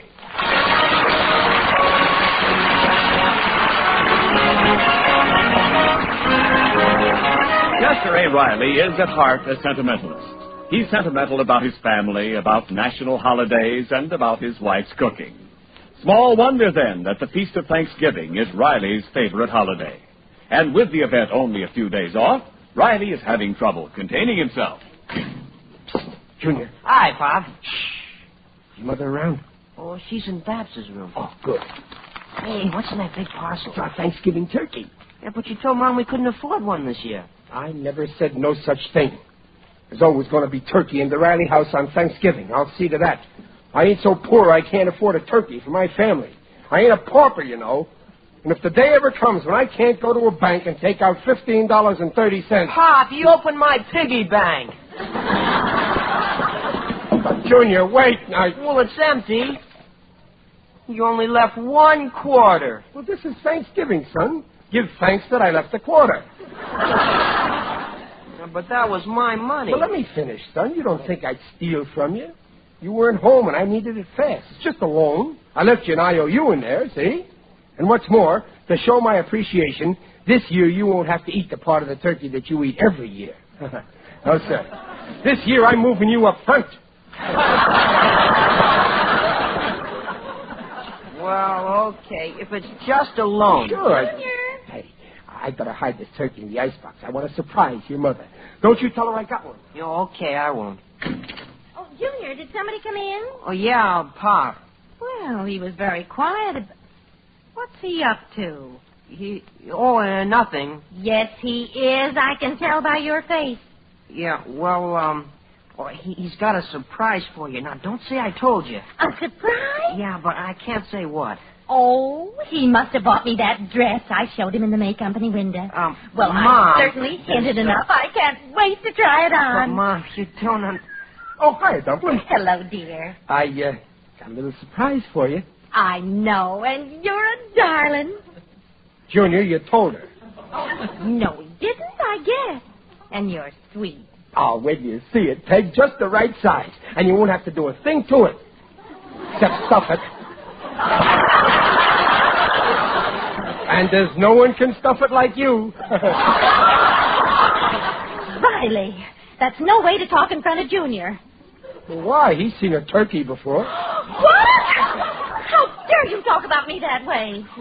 Who's talking about you? I'm talking about another turkey, a tom turkey. In the icebox for Thanksgiving.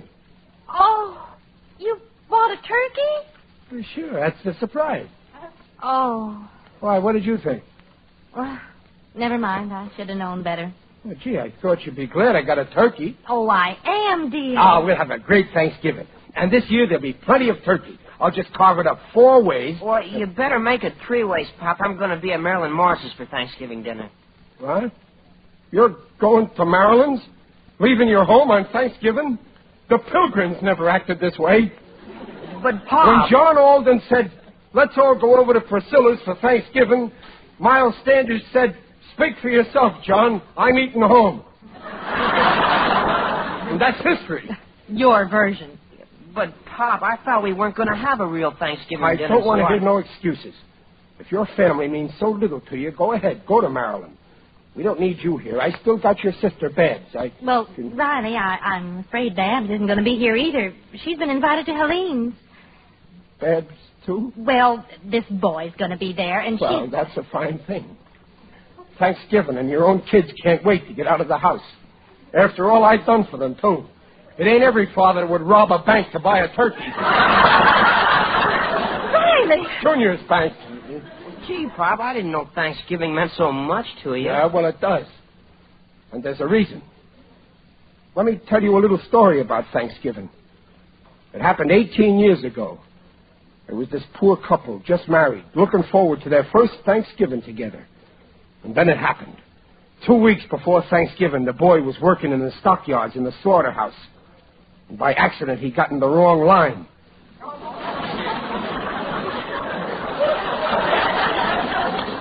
And in a sad case of mistaken identity, they hit him on the head with a sledgehammer. Soon he was sinking fast. He was out of his mind. And every hour he'd ask, is it Thanksgiving yet? And his bride had to tell him no, not yet. And soon the doctor could tell that the boy would never see another Thanksgiving. So a week before, when he asked with tears in his beautiful eyes, is it Thanksgiving yet? His bride answered with a little white lie. Yes, dear, it is Thanksgiving. And she brought in a turkey with all the trimmings, and they shoved a drumstick in each of his hands, but he was too weak to hold him. So the doctor had to feed him cranberry sauce with a hypodermic needle. But it was too late. Suddenly he heard a rushing sound, like the beating of giant turkey wings in the air. And he knew that he was headed for that land where there's always pumpkin pie. He turned to his bride and he said, grant me a dying request. Promise that our unborn children will always keep Thanksgiving sacred in their own home. And with that, he was gone. Gone west. Junior, that boy was Chester A. Riley.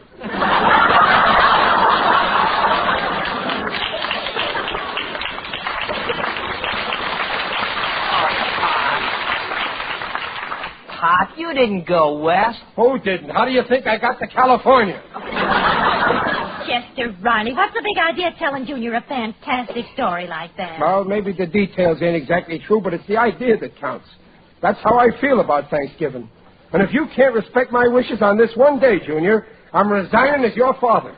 Go get yourself another father. Riley! Gee, Mom, why does Pop make such a fuss about Thanksgiving? Was that story really true? Did he get hit in the head with a sledgehammer? No, dear. He sounds as if he did, but he didn't. But he does feel very strong about Thanksgiving. For a different reason. You see, it happened the first year we were married. Back in Brooklyn? Yes. Oh, we were having a bad time. Your father wasn't working, but we decided to have a real Thanksgiving dinner and invite my father. Well, your father got a part-time job, and he was supposed to bring home a turkey. And I remember when he came home.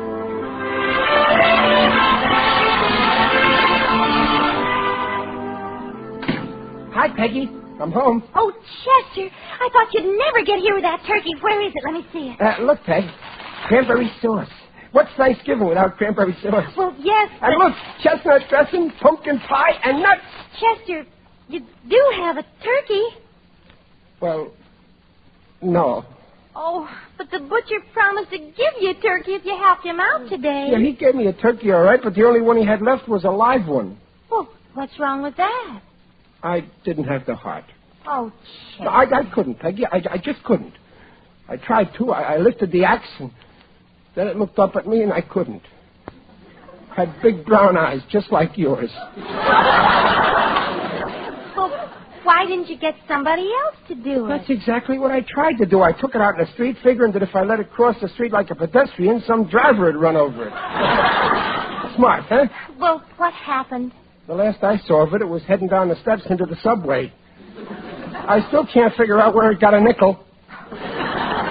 Oh, Chester, what do we do for tomorrow? We have no money to buy a turkey. Ah, don't you worry. I got something just as good as a turkey. A goose? No, but you're warm. A duck? Look, ain't it beautiful? A whole salami. Salami? Yeah. For Thanksgiving? But you told my papa we're going to have a real feast. He's expecting turkey. Oh, gee, I'm sorry I disappointed you, Peg. Oh, well, I don't care about myself, but you know Papa. He'll start insulting you the way he always does. Yeah, well, this time I'll deserve it. I shouldn't have bragged about the big turkey we're going to have. Oh, Peg, I'm no good. Oh, now, don't say that, Chester. No, it's true. I'm a failure. You should have married Sidney Monahan. But I didn't want Sidney. I wanted you. Yeah, but he's a success. You'd have had everything. An apartment on Ocean Parkway, a Victrola, a rubber plant, an Essex, and over the mantelpiece, a gold-framed picture of President Hoover. You could have had all that, and instead you had to go and fall for the first pretty face that came along.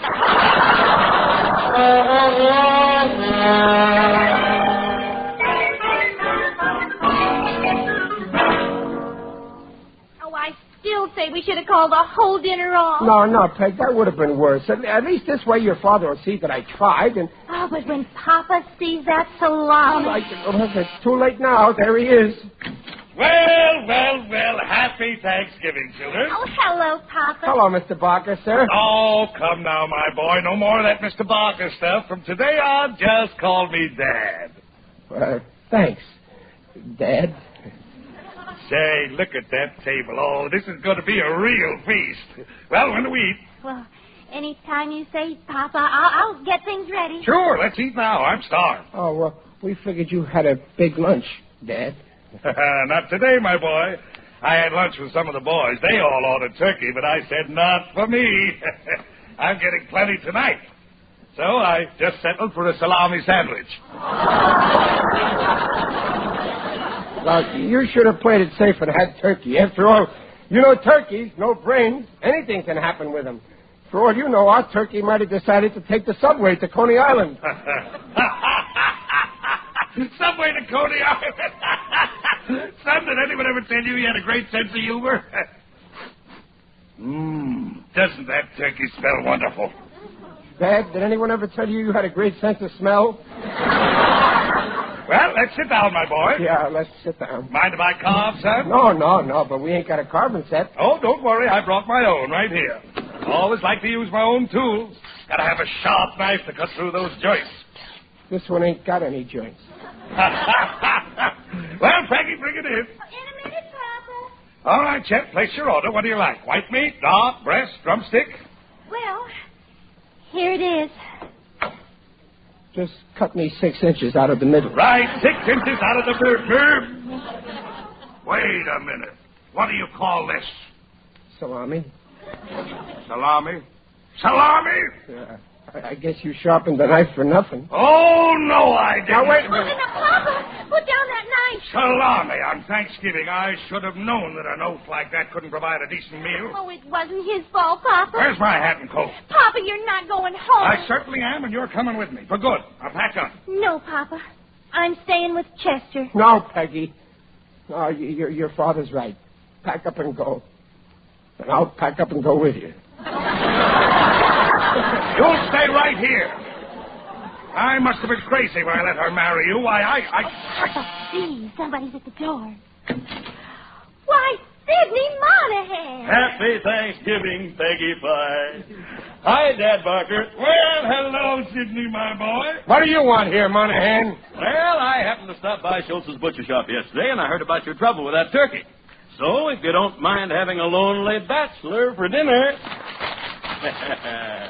here you are.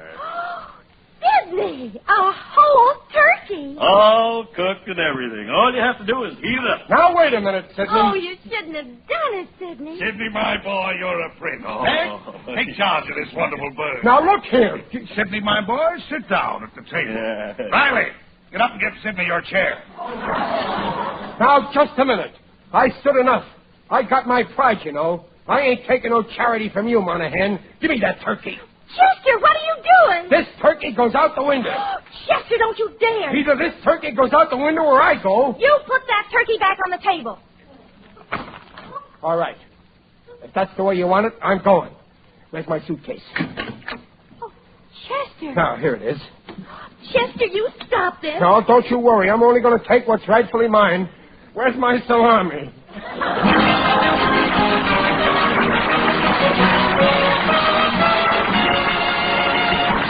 Well, we'll bring you the second act of The Life of Riley in just a moment.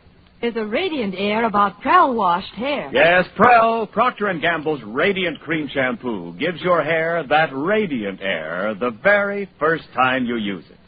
That's because Prel's exclusive Radiant Cream formula leaves hair more radiant than any soap, shampoo, cream, or liquid.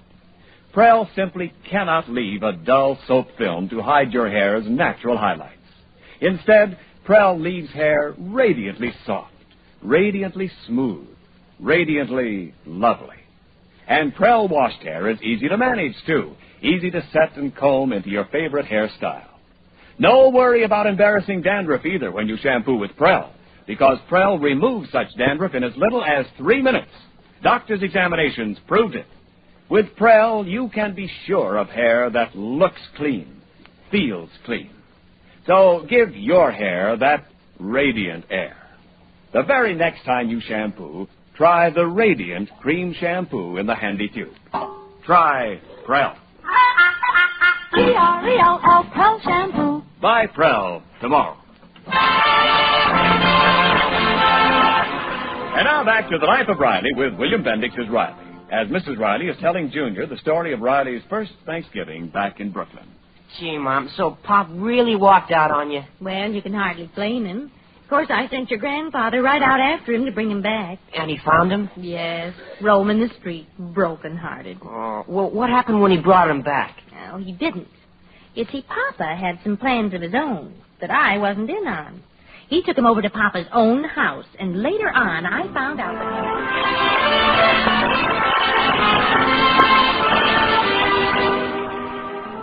Riley, I brought you here because I think it's time you and I had a man-to-man talk.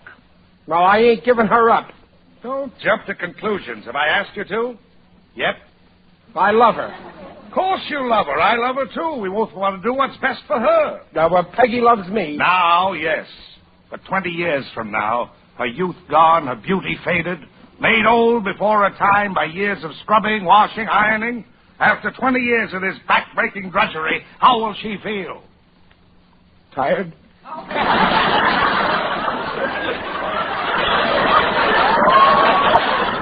She'll hate you. No. Yes, you can't support her. Now, perhaps a separation is best. Now, if you'll just sign this paper here, you... No, I ain't giving her up. I'm not asking you to give her up. Just a trial separation. Say 6 or 8 years. Here's a pen. No, I'll support her. I'll get a job. Who'll give you a job? I'll start at the bottom. It won't pay anything. But then I'll start at the top. That takes education. Then I'll study. That takes brains. I'll start at the bottom. For how much? $8 a week? 10? How can she live on that? She'll manage. I'm supporting her on nothing now. Yes, she'll manage. But year after year, you'll watch her grow old and worn before your very eyes. Oh, I couldn't stand that. Of course not. You have a heart. You love her. You can't stand to see her suffer. So what do? You take to drink to forget. No, Never. No, I can't stand liquor. You force yourself. First it's a drink a day, then a pint a day, then a quart a day. First thing you know, you're locking yourself in hotel rooms with a whole case. You're a confirmed drunkard. I'll stop. You can't. I'll join Alka-Seltzer Anonymous. You're too far gone for that. You gotta have that drink. You can't live without drink. You'll do anything for a drink. Stop! Give me a slug of gin and I'll sign. That's the idea. Here's the pen. Well, Dad, did that dumb jerk fall for the separation gag? Quiet, for Pete's sake. Monahan. Oh, I didn't know he was here. Sign the paper, my boy. Wait a minute. What's this about a separation gag? That has nothing to do with you, Riley. And what's this dad business? That has nothing to do with you, Riley. Yeah, what about this dumb jerk? Don't tell me that's got nothing to do with me. Now, come, my boy. We're wasting time. I get it. It's a plot. You and him are in on it. Trying to get me drunk so I don't know what I'm doing, so he can get pegged. Well, I ain't signing. I'm tearing it up. Now, be sensible, Riley. You bet I'm going to be sensible. And I'm going to start off by poking you right in the nose. Oh! Now, Riley, see here. I had enough out of you, too, you old goat. What? I'd give you the same treatment he got, only I don't want my children to have a grandfather without teeth. Now, wait, Riley. Out of my way, Dad. I'm going back to Peggy, and I'll never give her up. You're stuck with me for life.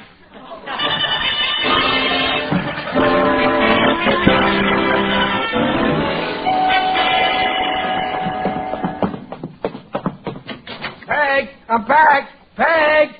Peggy! Peg, where are you? Peg. She's gone. Her suitcase is missing.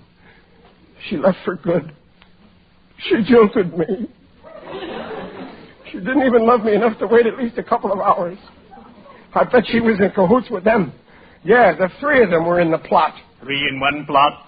Bad business. Who's that? It is I, Digby Odell, the friendly undertaker. Oh, I didn't hear you come in, Digger. Who does?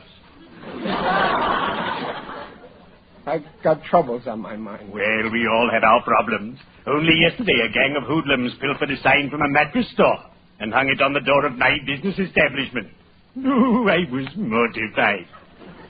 Why? What did the sign say? Give us a trial and you'll sleep as you've never slept before. Well, you call that trouble? My wife has left me. Oh, too bad. My dear wife left me once, but I got her back. Oh, too bad. We had a spat, and she ran home to her father. He came to the door. Said I, Daddy-in-law, produce thy wife. Said he, never. We have grounds for divorce. Said I do have grounds. So produce thy wife, or you'll wind up in them. She came back, I'm glad to say. Well, Peg left me for a different reason. I can't support her. I guess I'm a failure. Oh, don't say that, man. Many a so-called failure has turned out to be a great success. Take the case of a colleague of mine, J.P. Jenkins. A year ago, his business was so bad, he couldn't dig up a single customer. Is that a fact? Oh, yes. Then he moved to California, and today he's one of the biggest men in our business. You've heard of the Wolf of Wall Street? Yeah. He's known as the Groundhog of Forest Lawn.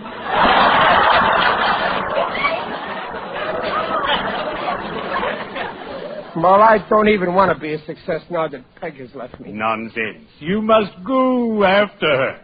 Fan the flame of love. Puff, puff. No, I got my pride.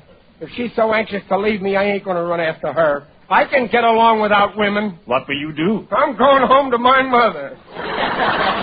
Riley, take my advice. I don't need your advice, and stop meddling in my business. Go home. You ain't welcome here. Very well. I'll go. I may not be welcome here, but you'll always be welcome in my place. Well, cheerio. I'd better be shoveling off.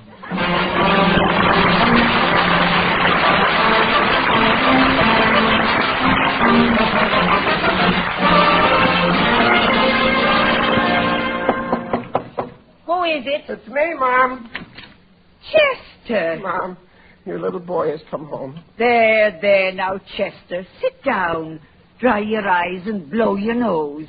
I can't. I packed my handkerchief in my suitcase. Oh, Mom. There. Tell Mother all about it. Oh, Mom, you never told me marriage would be like this. Like what, Chester? I never should have left you.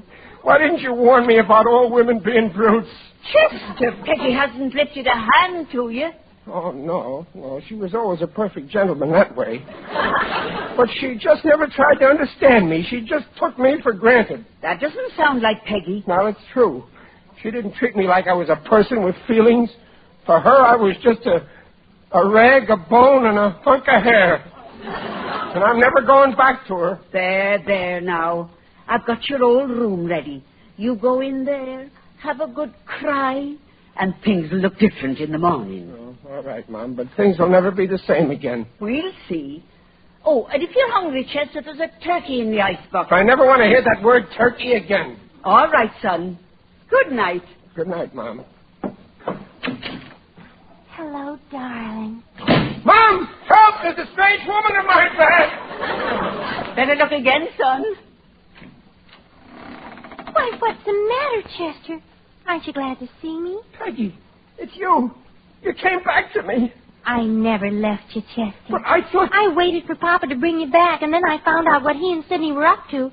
So I came here to wait for you. Oh, Peggy, darling, I thought I'd never see you again. Oh, silly. How could I walk out on you, sweetheart? Well, I wouldn't blame you. After all, I'm not much of a success. I haven't even got a job and no prospects, and as far as looks go... Well, yeah, I guess you would be silly to walk out on me. Well, don't forget, Chester, I married you for better or for worse. Yeah, and the worst is yet to come. Oh, I'm so happy, Peggy. Let's go home, huh? Well, it's late, Chester. Let's spend the night here. All right, sweetheart. Kiss me, Chester. Peggy.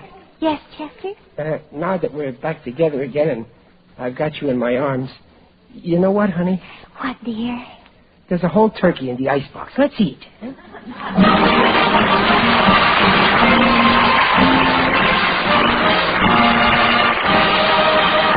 Riley's will return in just a moment. If unsightly dandruff is one of your hair problems, here's news. Prell, Procter & Gamble's Radiant Cream Shampoo removes such dandruff in as little as 3 minutes. Yes, in as little as 3 minutes from the first application, Prell's fast work removes ugly dandruff flakes. Examinations by a group of doctors proved it. What's more, in most cases, even stubborn dandruff was controlled by 2 regular Prell shampoos a week. And you couldn't find an easier-to-use shampoo than Prell, because that Prell tube's so handy. No waste, no spill. So get the shampoo in the tube. For hair that's radiantly lovely and radiantly clean, ask for Prell. P-R-E-L-L, Prell shampoo leaves hair radiant, gleaming bright. Not a bit of dandruff is in sight. Comes in a tube, handy too. P-R-E-L-L, Prell shampoo. Well, that's the story, Junior. You can see why Thanksgiving means so much to your father. Yeah, I guess it does. Oh, excuse me. I thought nobody was here. Oh, Pop, I changed my mind. I'll stay home for Thanksgiving. You will, Junior? Honest? Oh, sure, Pop. I'll call off my date. And I'll get Babs to stay home, too. Well, that's more like it. Oh, it'll be a great Thanksgiving. I may not be a big success, but as long as I got your mother and 2 wonderful kids, I got lots to be thankful for. And as long as your mother's got me, she's got lots to be thankful for. Junior, what are you going to be thankful for this Thanksgiving? Me? Yeah. Well, I'm going to be thankful we have turkey instead of salami. Peg, you shouldn't have told him.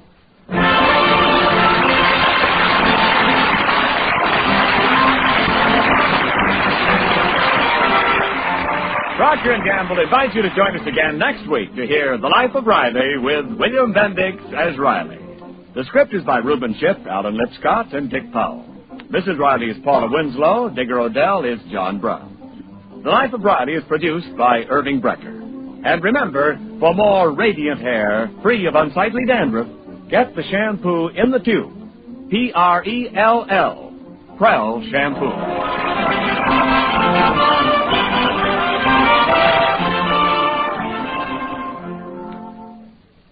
Today, it's more important than ever to keep your lovely nylons lovely longer. With my budget problems, it certainly is. But how? Well, you can bet your budget they're safe in snow. Yes, safe in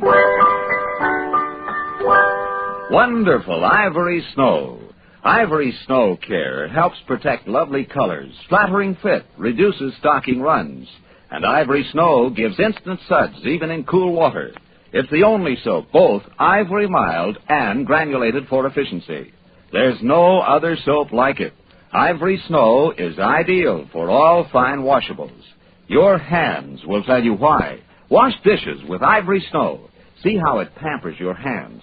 Then you'll know why lovely washables stay lovely longer with